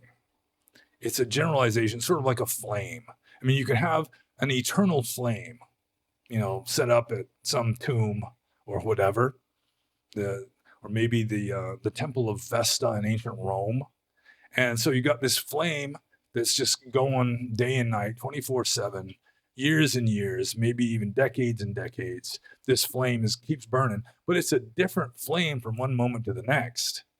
So, I mean, that flame, you can refer to it as one thing, but that's just like an artifact of human perception. It's just a generalization. It's like a generalization that to call me Panyo Basa or Panyo or whatever you call me, and just assume that I am the same person from one day to the next, from 1 year to the next, from 1 decade to the next, from one moment to the next, when really from the Buddhist point of view, it's just all different. It's like a flame. It's a different flame every moment. So you could say that samsara is eternal, kind of like a human being persists through time or a flame persists through time. But, I mean, it's not the same samsara. It's not the same cosmos. It's not this unified whole. It's just various phenomena that exist for one moment because the conditions are there for that moment.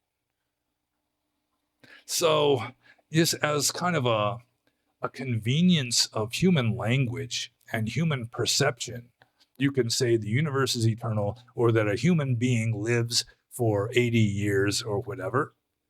But when you get down to like the actual strict reality or objectivity of it, it's different from one moment to the next, and so it's not eternal. And so it's like one of the middle paths in Buddhism. You've got the middle path between eternalist view and annihilationist view.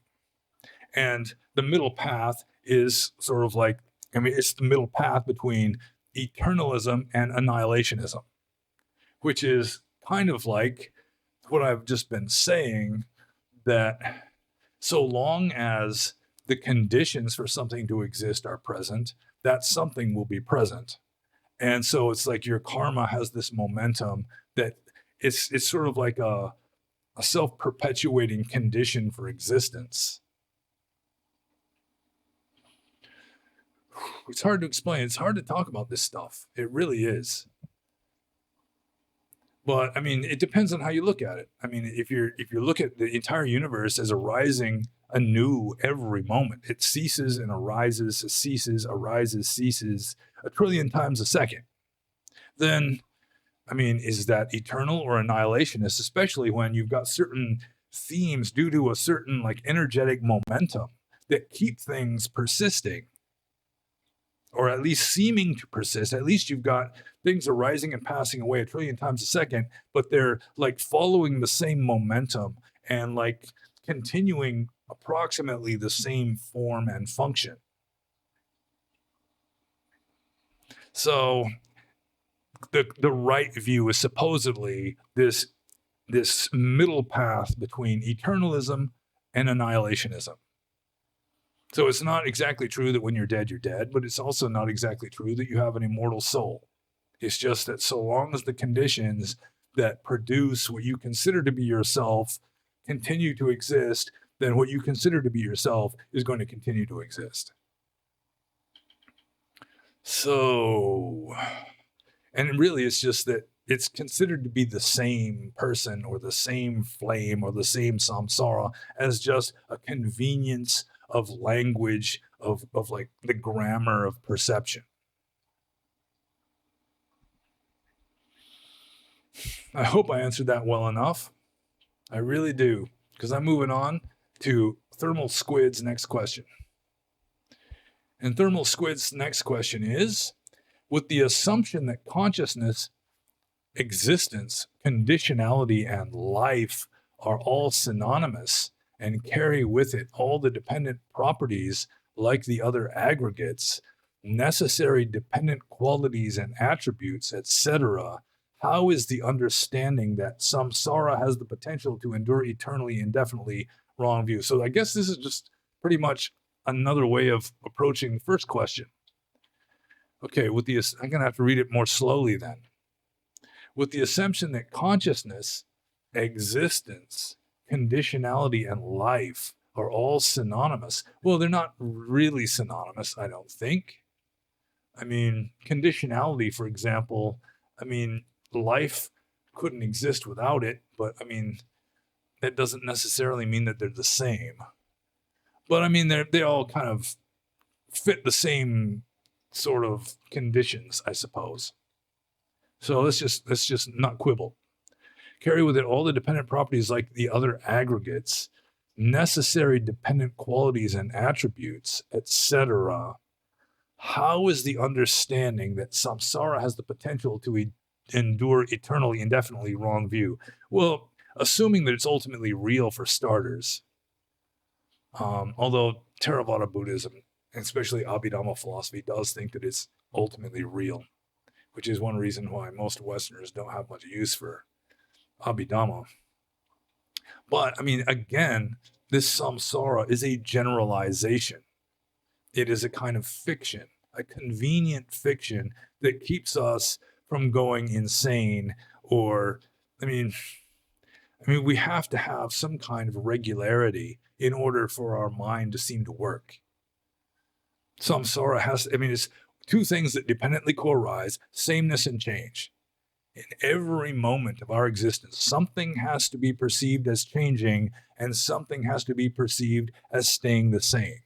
If everything changes every moment, nothing changes, nothing stays the same at all, you've got just meaningless chaos. But if everything stays the same, that's death. And no time has been elapsed consciously. It's just essentially death. So Samsara has the potential to endure eternally and indefinitely, but it's just a convenient fiction because it's not the same samsara from one moment to the next. There's no underlying essence of it that remains the same. No ultimately real individuality to it. It's just a convenient fiction that helps delusional humans to navigate their way through samsara. This tendency to generalize. That's how perception works. It's a kind of delusion, essentially. And really, any view is wrong view.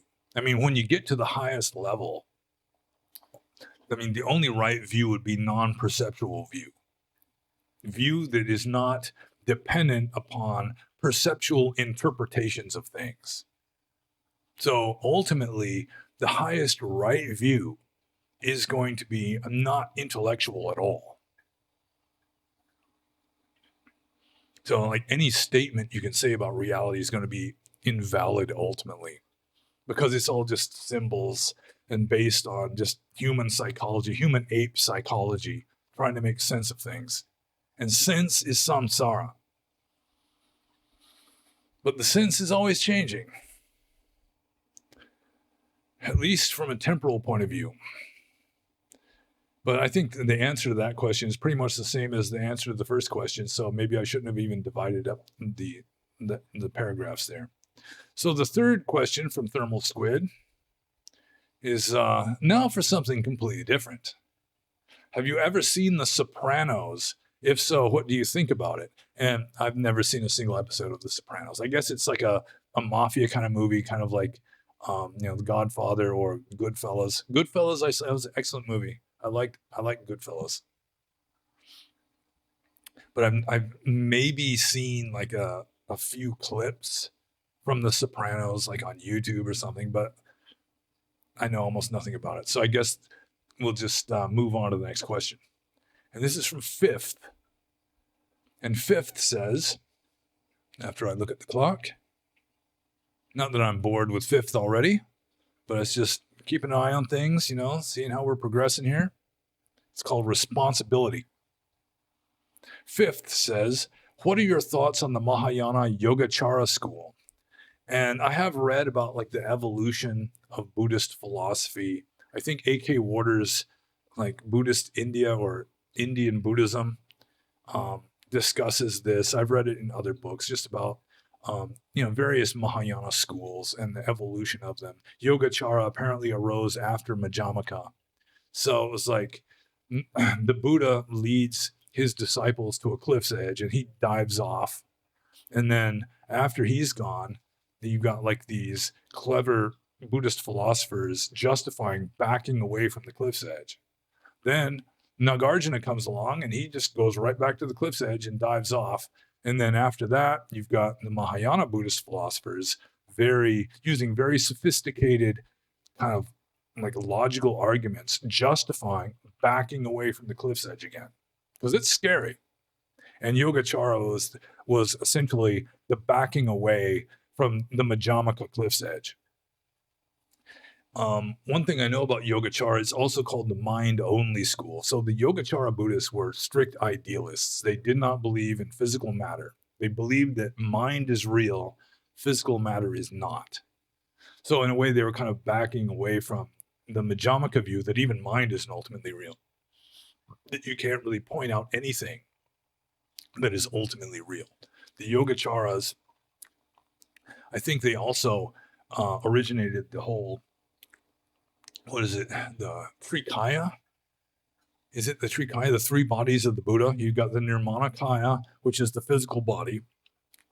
You've got the Sambhogakaya, which is sort of the celestial Buddha up in some heaven realm somewhere. And then you've got the Dharmakaya, which is sort of just the ultimate reality which pervades everything.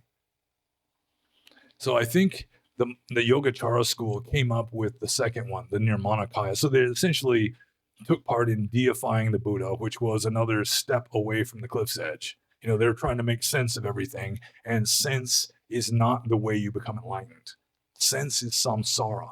Sense is delusional. We're stuck with it because we're here in samsara. So long as you're in samsara, things have to make sense to some degree. But ultimately, it's nonsensical. Sorry to say that, because a lot of people just will not get it. So the Yogacara school, I mean, they had this, I mean, it was almost like solipsism. You know, it's getting back to Leibniz's monads almost, where it's like everything you experience is the result of your own karma, and there is no physical universe out there. So it's like the whole rest of the universe could disappear and you would be completely clueless. And I think the Yogacara philosophers who came up with this, sort of, was it subjective idealism? They really did not get the whole idea that when you interact with another sentient being, the both of you, your karma is it's like you're creating a third being, like the us being, and you may be more or less aware of that other being because it's not the same being as you. But they had this idea of subjective idealism where we're just creating, it's just a dream. We're just going through like a karma generated dream. And I mean, there is some wisdom to that. I think idealism makes more sense than materialism. I do think that Mahayana metaphysics, some of it, not the deification of the Buddhas and all that, but just, their more sophisticated approach to sort of deconstructing physical matter, I think is preferable to the sort of Aristotelian attempt at understanding reality that the Abhidhamma scholars did in Theravada Buddhism and the Abhidharma scholars did in other of the so-called Hinayana or Shravakayana schools that predated Mahayana. So Yogacara has some wisdom, I'm sure. I prefer Madhyamaka as my favorite major philosophical school of Mahayana Buddhism. But Yogacara, in a way, it was sort of reconciling Madhyamaka with worldly Buddhism, it seems to me. Excuse me. I just hit the microphone. So, yeah, I mean, I've mentioned before that when I was in Burma, I found this college textbook on Indian philosophy that was modeled on like medieval textbooks on like Indian philosophy. And in its discussion of Buddhism, it divided Buddhism up into four kinds. It was like there was the school of Buddhism that thinks that neither mind nor matter is ultimately real. That's Madhyamaka. Then there was the school that believes that matter is not real, but mind is. That's Yogacara. Then there was the school that mind is real and matter is real, but you can only know mind directly, but the reality of matter can be inferred logically with certainty. And that would be the Sautrantika school, which was pre-Mahayana. And then finally, you've got the school that says mind and matter are both ultimately real and you can both know them directly. And that was Sarvastivada, which was as close as they had to Theravada at the time, like medieval, when they were making these medieval Indian texts. Because Theravada was in the south, it wasn't up in the Ganges Valley where the universities are, like Nalanda. So, I guess, considering how short the question was, I guess I gave enough thoughts in my answer. And so I'm just going to move on to FAP. Oh, no, I said FAP. He's the next person to ask the question. To Fifth's second question, which is as follows. What is the Theravada Buddhist take on the concept of old souls? Or maybe it is better put as old karma, as there is no self. Maybe this explains the reason some people are so hyper-samsaric, only chasing money, status, work, etc. Where does this fit into your concept of the block of marble, if it even does? Could those statues within the block have come to believe they were separate from the block at different times? Well, if you think of time as something real, then maybe. although ultimately it's all simultaneous in a sense.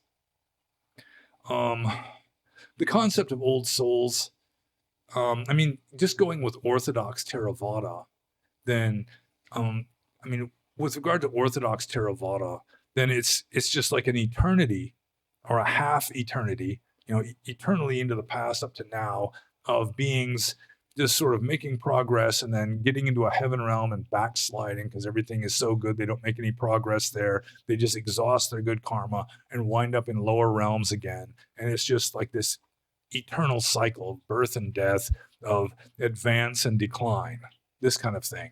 So an old soul would be one that was more advanced than another one. Not necessarily because it was older, but just because it happens to be at a stage of higher development at that time. It can be, presumably, just based on like Orthodox Theravada Buddhism, that you're going to get so advanced, you're going to wind up in some high heaven realm where it's just going to be just blissful luxury, and where you're just going to get spiritually soft and flabby and exhaust all your good karma and then just plunge right back down into one of the lower realms again, with having just squandered this merit that you earned by spending it all at some expensive condo in heaven on some timeshare or something. So, I mean, that's kind of the more classical Buddhist explanation of why some people seem to be more advanced than others. I mean, you could say that within the realm of samsara, that some beings are just taking existence later than others. And I've mentioned possible ways that could happen, like just the karmic stream splits. And I got that idea from a weird book called Seth Speaks, some multidimensional being called Seth, supposedly channeled by a woman named Jane Roberts in New York somewhere back in the 70s.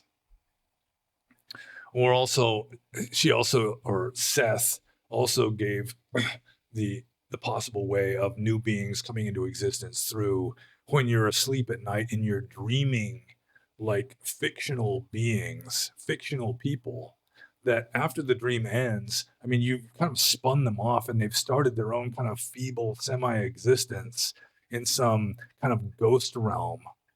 And then gradually they're starting their evolution as, more and more advanced conscious beings. So, I mean, either way,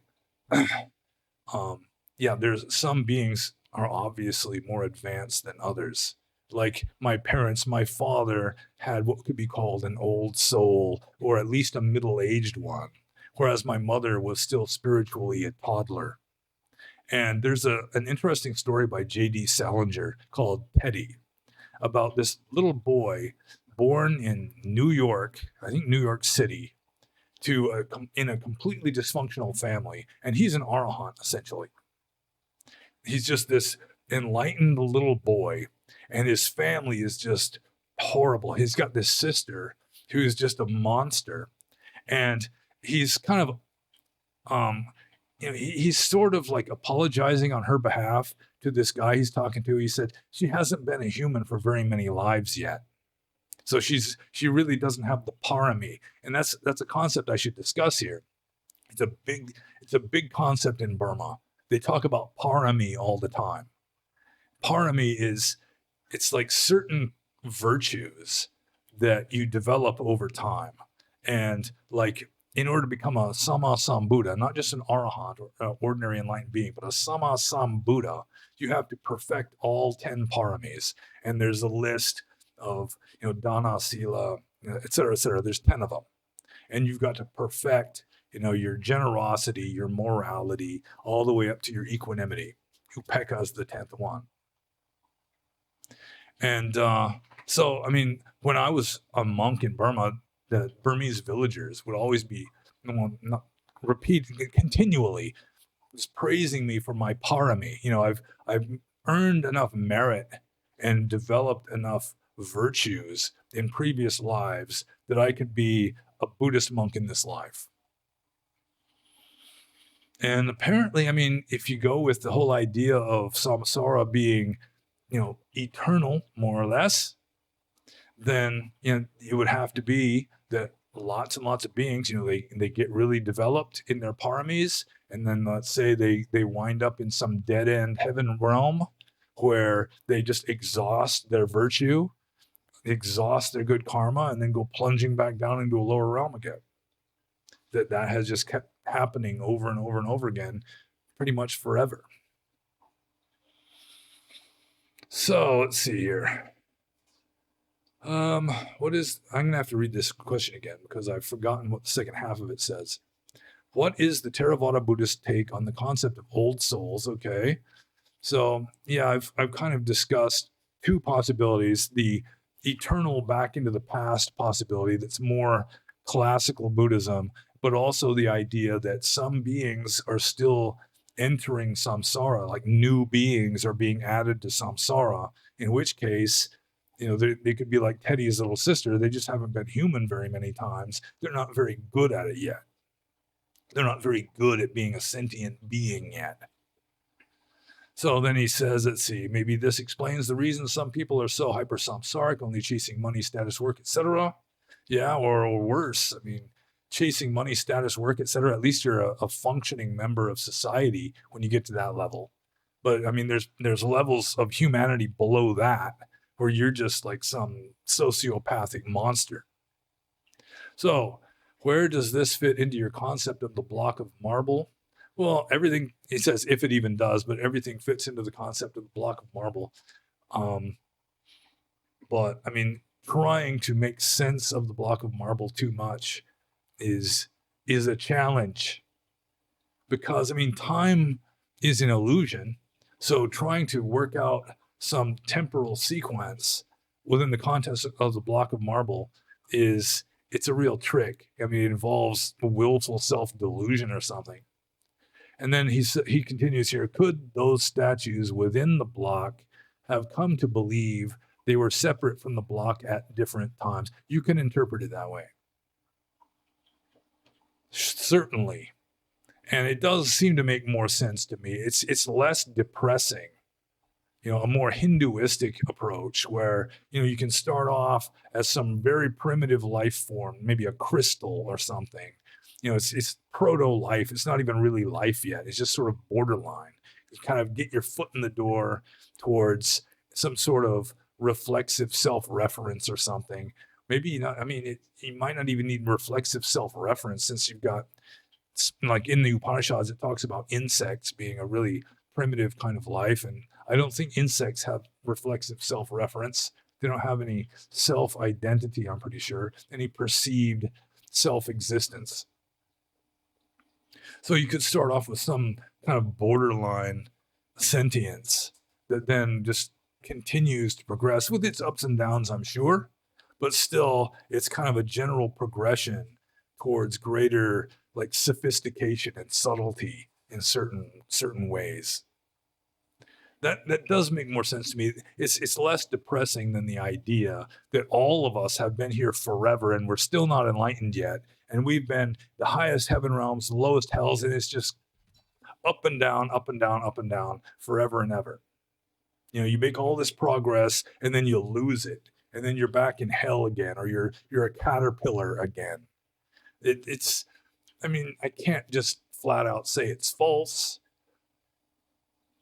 but still, it seems a little more believable to me that there is like a starting point as well as an end point. Like when you become enlightened, that's the end point.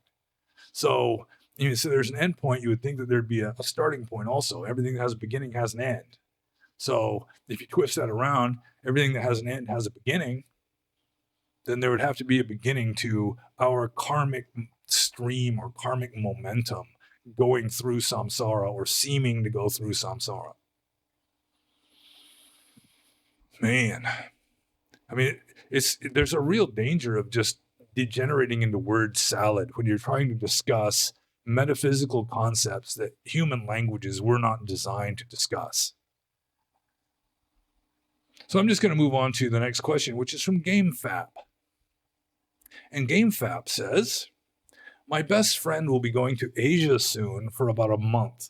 He told me that it is not uncommon for the local women to fetishize visiting white men or seek them out. I've never been to Asia, so I thought I should ask you about the veracity of this. While living there, did you experience any such things, and how did you handle temptations, if any? I know many Americans go to Bangkok for the red light stuff, but he's not going there. Okay, well, it is true that a lot of Southeast Asian women, or women from a Buddhist culture, some of them will like try to develop some kind of emotional closeness with, say, a Western man, just on the off chance that if he's a monk that he'll disrobe, because most monks do disrobe. And then she's already kind of got her foot in the door, with regard to emotional closeness with this person who might decide he wants to marry her and take her back to America. Well, she'll be rich and happy for the rest of her life, according to the theory. So, I mean, there is that. I did encounter some Burmese women that were kind of flirtatious with me, just sort of making themselves available. Although Burmese women are very demure, and usually the women that a monk meets with when he's in Asia are devout Buddhist ladies. He's not really meeting with the prostitutes much. He's meeting with devout Buddhist ladies who come to the monastery on Uposatha days, that kind of thing. So first, Burmese women, very demure, very proper. They're not going to just fling themselves at a guy, especially not a monk, because a monk is considered to be a superhuman being. The word for human being is not used for monks in Burmese. So, they might try to ingratiate themselves and just make it clear that, they like you, just in case you want to like them back, kind of thing. But they're very demure about it, very kind of passive. They're not really aggressive like some Western women are, who will just see a monk as just another guy, possibly a challenge, that kind of thing. So Western women are way more dangerous than like Asian women in a Buddhist culture for a Western monk, at least in my experience. In Thailand, the Thais are more of a sensual kind of people than the Burmese. The Burmese are very stoic. They're sort of like the English compared to the French, or the Spartans compared to the Athenians when compared to the Thais. But even in Thailand, maybe even to a greater degree in Thailand, women are very demure around monks. It's like in Thailand, monks don't even accept anything from the hand of a woman. They've got a special cloth that they hold out to accept offerings from women, so that they just don't touch at all. Like at the Bangkok airport, I'm trying to give my ticket to the lady at the counter. She won't even take it out of my hand. You got to put it down on the counter, and then she'll pick it up with no chance of any kind of physical contact. So the Thais, even though they're more sensual than the Burmese, still they're very strict in propriety with regard to monks and women and that kind of thing, even more so than in Burma. Maybe because there was just a perceived greater need for like an enforced social barrier between monks and women. So my experience is that although Burmese women especially can just be like beautiful, and they're very sweet, and after living among Burmese women, you come back to America and there's like this shock value at first, because like Western women seem big and loud and clumsy compared to these demure Asian village ladies who can walk with a full pot of water balanced on their head without spilling a drop. They just glide when they walk. So let's see. What is the actual question, though? While living there, did you experience any such things, and how did you handle temptations, if any? There weren't any real strict temptations. I was sincere in being a monk. So there was never any real temptation of committing a parajika offense. I wasn't going to get myself excommunicated and then maybe even like continue to live in the robes, by theft after being excommunicated, still pretend to be a fully ordained monk. Yeah, there's no way I was going to do that. Still there was pretty women, I'd still look at them. I'd still acknowledge internally, silently, that, wow, she's really pretty, So there's that. And like I said, I mean, some women, they're kind of like investing in their future by being very friendly and, kind of slightly flirtatious in a more or less innocent schoolgirlish kind of way. But I mean, it wasn't anything really dangerous, unless the monk himself just gets really attached to some nice village lady. And quite a few Western monks have dropped out of the Sangha and married an Asian village lady. Although it seems to be much more dangerous in the West, because as I say, Western women are more liberated, and a lot of them, they're not coming from a Buddhist culture, and so they just see a monk as just another man, possibly a challenge. So, yeah, Asian women in a Buddhist culture are less dangerous than Western women in a non-Buddhist culture, or even in a somewhat Buddhist one, like in a Dharma hall or something. So, yeah, I mean, I really didn't come across, I mean, there were times when, I was definitely tempted to indulge in behavior inappropriate for a monk, like by ogling, or just there's a sutta talking about the ways in which a monk's celibacy is not 100% unblemished. And some of it was stuff that I could relate to, like looking deeply into a woman's eyes when you're talking to her, just to enjoy the kind of interpersonal contact with a woman. I mean, it can happen. There's one that was kind of pathetic, really. It's a monk hiding behind a wall in order to listen to women talking or laughing or singing or even crying. I mean, I didn't do that one that I can recall. But, monks are still men, and there's still mating instincts in the human animal and all that. But still, I mean, there was never any real temptation for me to commit a parajika offense and actually score with a woman. Until after I disrobed. And now I'm married. So, let's see here. I guess I answered that question. So, I'm just going to move on to the next question. This is from Ethiopian Fake Tig. An Ethiopian Fake Tig says, does Mrs. Panyobasa meditate? Well, I just mentioned her, didn't I? Here we go. So, she has asked a few times if I would be willing to teach her how to meditate. And then she had some woman, like a counselor, advised her that she should try to get me to teach her how to meditate. But the thing is, I know her fairly well, and she's got like ADHD. Her mind is just all over the place. A lot of women are like this, multitasking kind of minds, so that they're never completely 100% concentrated on one thing. And I just feel like it would be very frustrating to her if I tried to teach her how to meditate.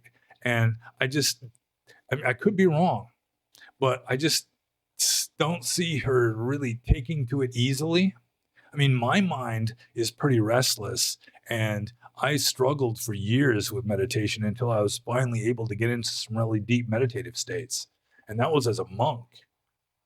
So my wife, bless her heart, I mean, if she really wants me to teach her, I can do that. But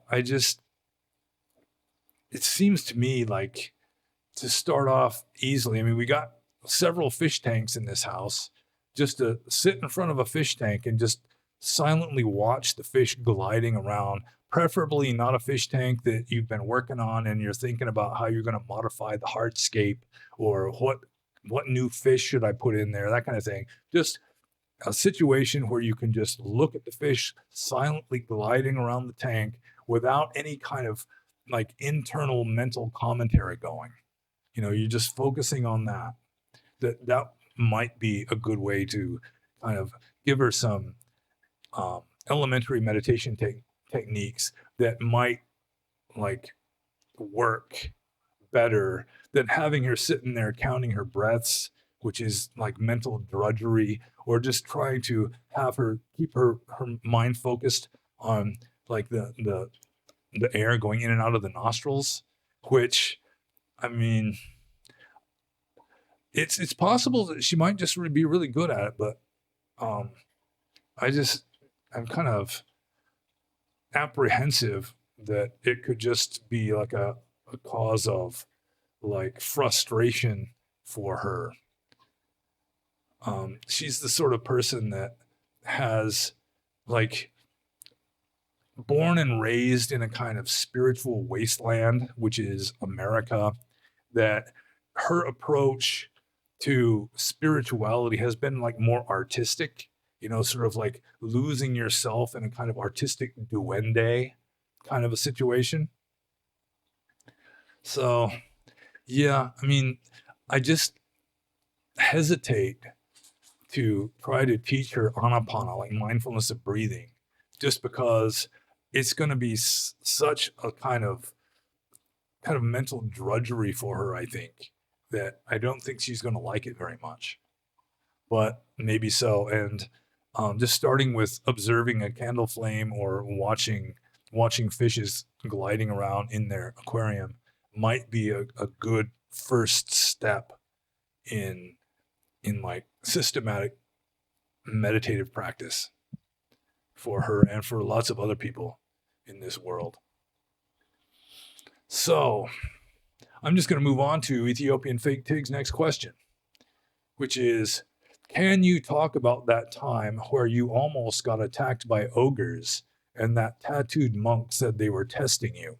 Well, Ethiopian Fake Tig just outed himself too, because right here, this is my latest book, Memoirs from Myanmar, where I do have the chapter right here. Look at this. Let's see. The time I was attacked by ogres. So that's available on Amazon. You want to read the full story in its full glory, I advise you to consult that. But I was looking for a good forest that I wanted to practice in. And at the time, I was at a big school monastery near Mandalay. And I had a friend who was half Mon. He was born and raised in southern Mon State. And so he told me he knew a lot of good forests in Mon State.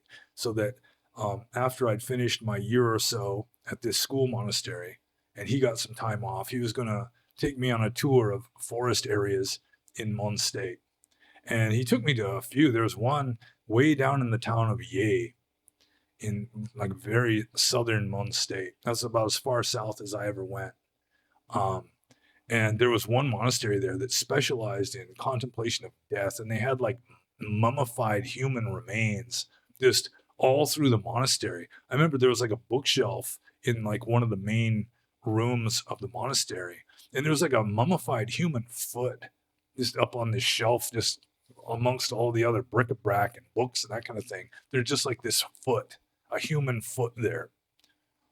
And it was really not a place I would want to live at. There was just like mold and garbage and stuff everywhere. It was really kind of a depressing place. But one of the places my friend led me to was the Beit Ain Doya, which it's in Mon State. And the Beit Ain Doya literally means alms bowl pool forest monastery. And it's called that because there's like a rock pool. There's like this little stream that goes through the monastery. And there's like this little waterfall at one place. And the waterfall falls into this big stone pool. It looks kind of like a monk's bowl. And then that would overflow down like a smaller little waterfall thing into a bigger, shallower pool that had at least one turtle. I was always thrilled to see a wild turtle. I came from the Pacific Northwest where there just aren't any wild turtles. I don't think there are any wild turtles west of the Rocky Mountains in North America. But anyways, I mean, it was just like tropical fish, like tropical aquarium fish, all swimming around. And it was gradually just kind of dying out because deforestation was causing the waterfall to go dry in the summertime. But we don't need to get there. The same monk that took me there, he had a degree in mathematics or physics. No, he had a bachelor's degree in physics, and he taught high school mathematics before he became a monk. And he warned me that you go to Celibate Doya, you got to be careful because there are ogres there. They're called Balu in Burmese. It's generally the translation of the Pali word yaka, sort of like the yaka that was trying to boss the Buddha around in the sutta I was reading from earlier. And he says you got to be careful because these ogres have got a kind of supernatural guns, and if they shoot you with them, you can go insane.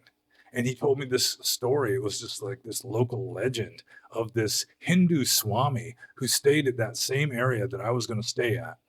And he made the mistake of making like an enchanted protective circle around himself, where using some kind of spell or magic, he's just kind of marking off this protected area that the ogres can't cross.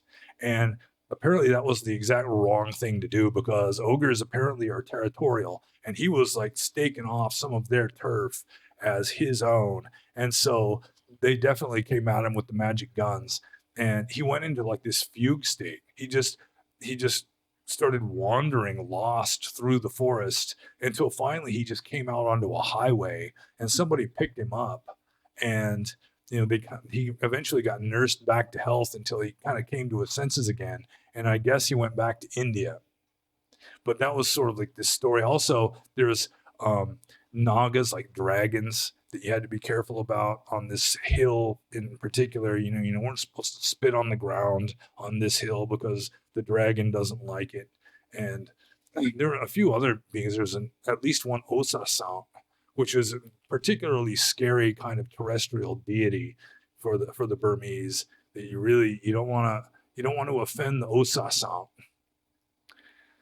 So, anyways, it was during Thinjan, or the New Year's celebration, which in Burma and Thailand and probably still in India, it signifies when the sun passes through the meridian containing the star Zeta Piscium. The entire universe apparently began with like a complete conjunction of the sun, the moon, all the planets at this meridian containing the star Zeta Piscium, which is some dim star in the constellation Pisces.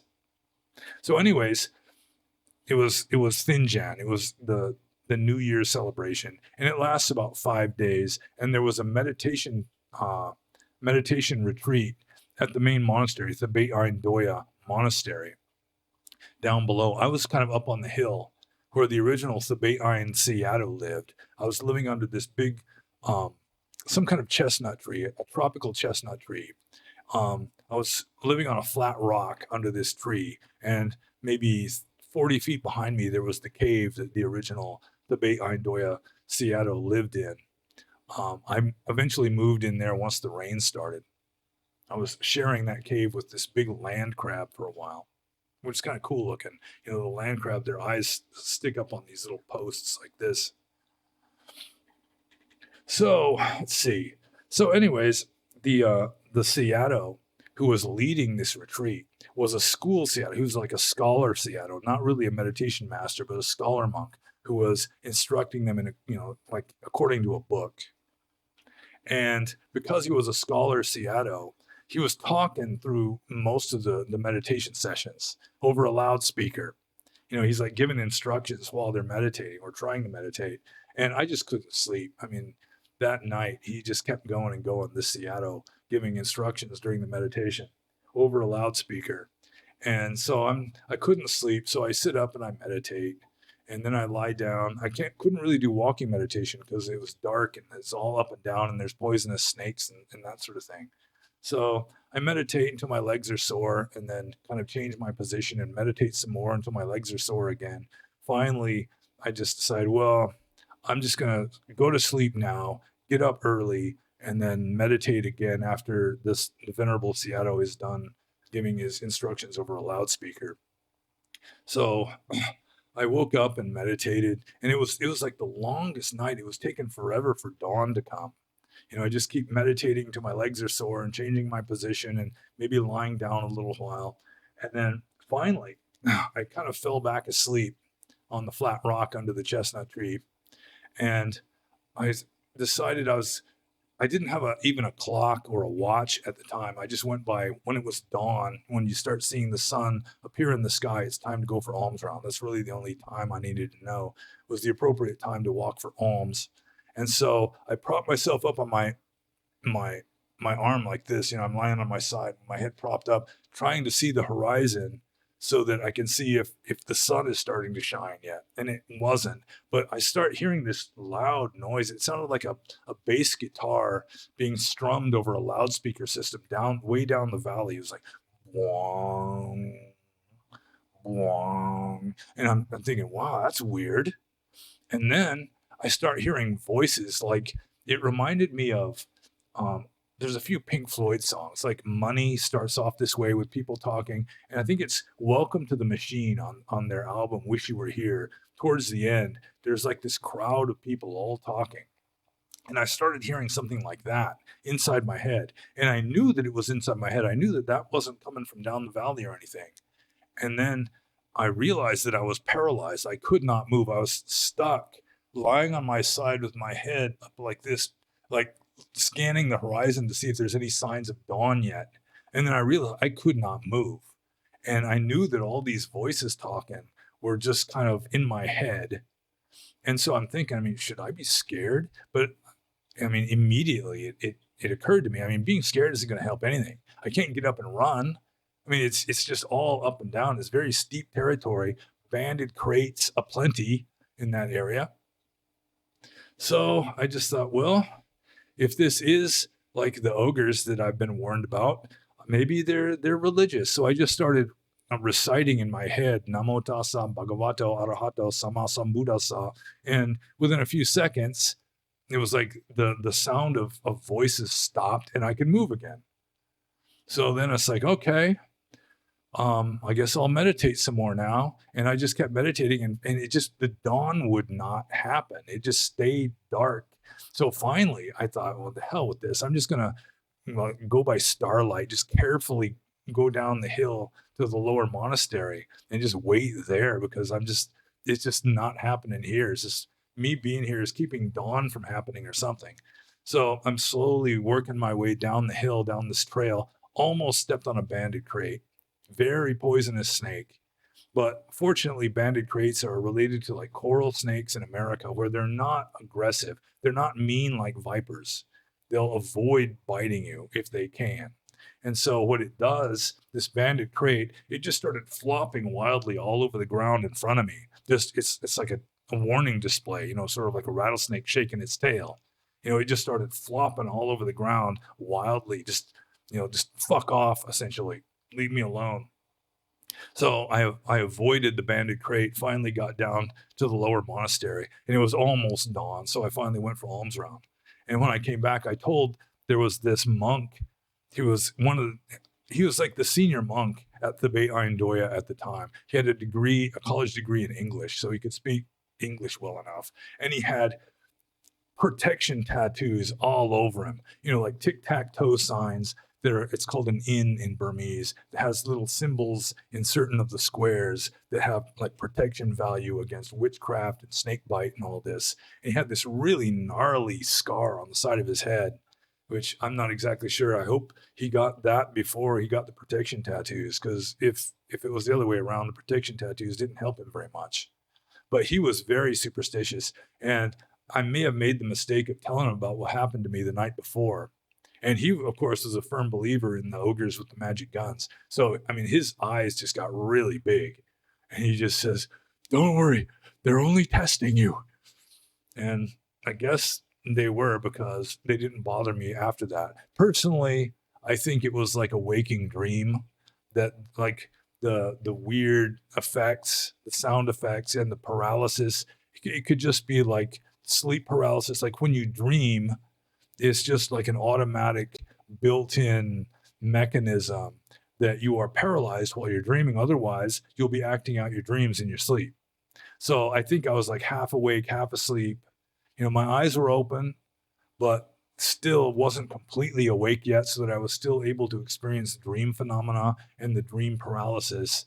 So I would guess that was what really happened. But to the Burmese, I mean, it was ogres, definitely. And then just a few weeks later, I went to a different monastery hundreds of miles away in central Burma. And there was an Australian monk there. And almost as soon as I walk in the door to meet with him, he was the senior monk at the time, I think. He just says, "What's this I hear about you being attacked by ogres?" And then there was this hermit from Texas who lived in a big hollow tree, maybe a mile or two from the monastery. So I went to pay my respects to him. He was a friend, kind of. I mean, as close of a friend as a hermit can be, who does not really want any kind of human companionship. But again, I go to visit him, and it's the same thing. He says, "What's this I hear about you being attacked by ogres?" So it was like the news traveled like wildfire throughout Burma, apparently, about the American monk being attacked by ogres in the Baindoyam. But if you want to read the full story, right here, Memoirs from Myanmar. It's in there, along with a whole bunch of other stories. And this book in particular is essentially memoirs of just personal experiences that I had mainly as a monk. Mainly as a monk in Burma, although sometimes as a monk in Indonesia and also the United States. So, I guess I answered that question. If you want a fuller answer, you're going to have to buy the book off Amazon, aren't you? So, I come to the last question. Ethiopian Fake Tig's third question is the last question of this Q&A. And it's a fairly easy one. He says, "What's your favorite ethnic food?" And I'm not sure that I really have a favorite. I mean, if I had to go with a nationality, then I'd probably have to go Italian. Italian food is really good food. Like high-end Indian food, you go to a nice Indian restaurant, then especially when I was a vegetarian before I became a monk, then yeah, there's a few Indian restaurants that I really, really enjoyed. Mexican food, of course. There are certain Burmese foods that I kind of miss, like jenkel beans. I don't know if any of you out there have eaten jenkel beans, but it's really a unique kind of food. It grows on a tree, and it looks kind of like a lentil, except it's like this big. It's about as big around as a golf ball, except it's lens shaped, so it's not as thick as a golf ball. And the first time I ever saw that, it got put into my bowl when I walked for alms. I didn't know if it was animal or vegetable. I mean, it smelled kind of like kidneys. It had kind of a pea smell to it. And it was sort of an olive drab sort of color. So it's like, what is this? Some kind of kidneys? What kind of animal has round kidneys like this? And it tasted kind of like it could be, some kind of meat, because it had like a pea kind of flavor to it. Not that I've drank pea before. Well, not human pea anyway. But it turns out that it grows on a tree. And that once you acquire a taste for it, it's good. It's sort of like durian fruit, where at first it might not seem all that appetizing, but once you acquire a taste for it, it's just, chef's kiss. Also, mohinga, which is a kind of noodle soup that is like a national food of Burma, and lepet, or tea leaf salad. I do not understand why tea leaf salad is not a thing outside of Burma. Maybe a few other Asian countries, but it's like tea leaves make this excellent salad. There's a kind of a bitter kind of taste to it, but it's really good. It's excellent. So I like that. But if I had to just choose one kind of national food, then I guess it'd have to be Italian. I mean, pizza, pasta, it's hard to beat. And that's it. That's the last question. So, like I should always say at the beginning, and pretty much never do, if you have any questions you think I can answer regarding Dharma in its various forms, philosophy in general, maybe even a little science. I do have some grounding in science.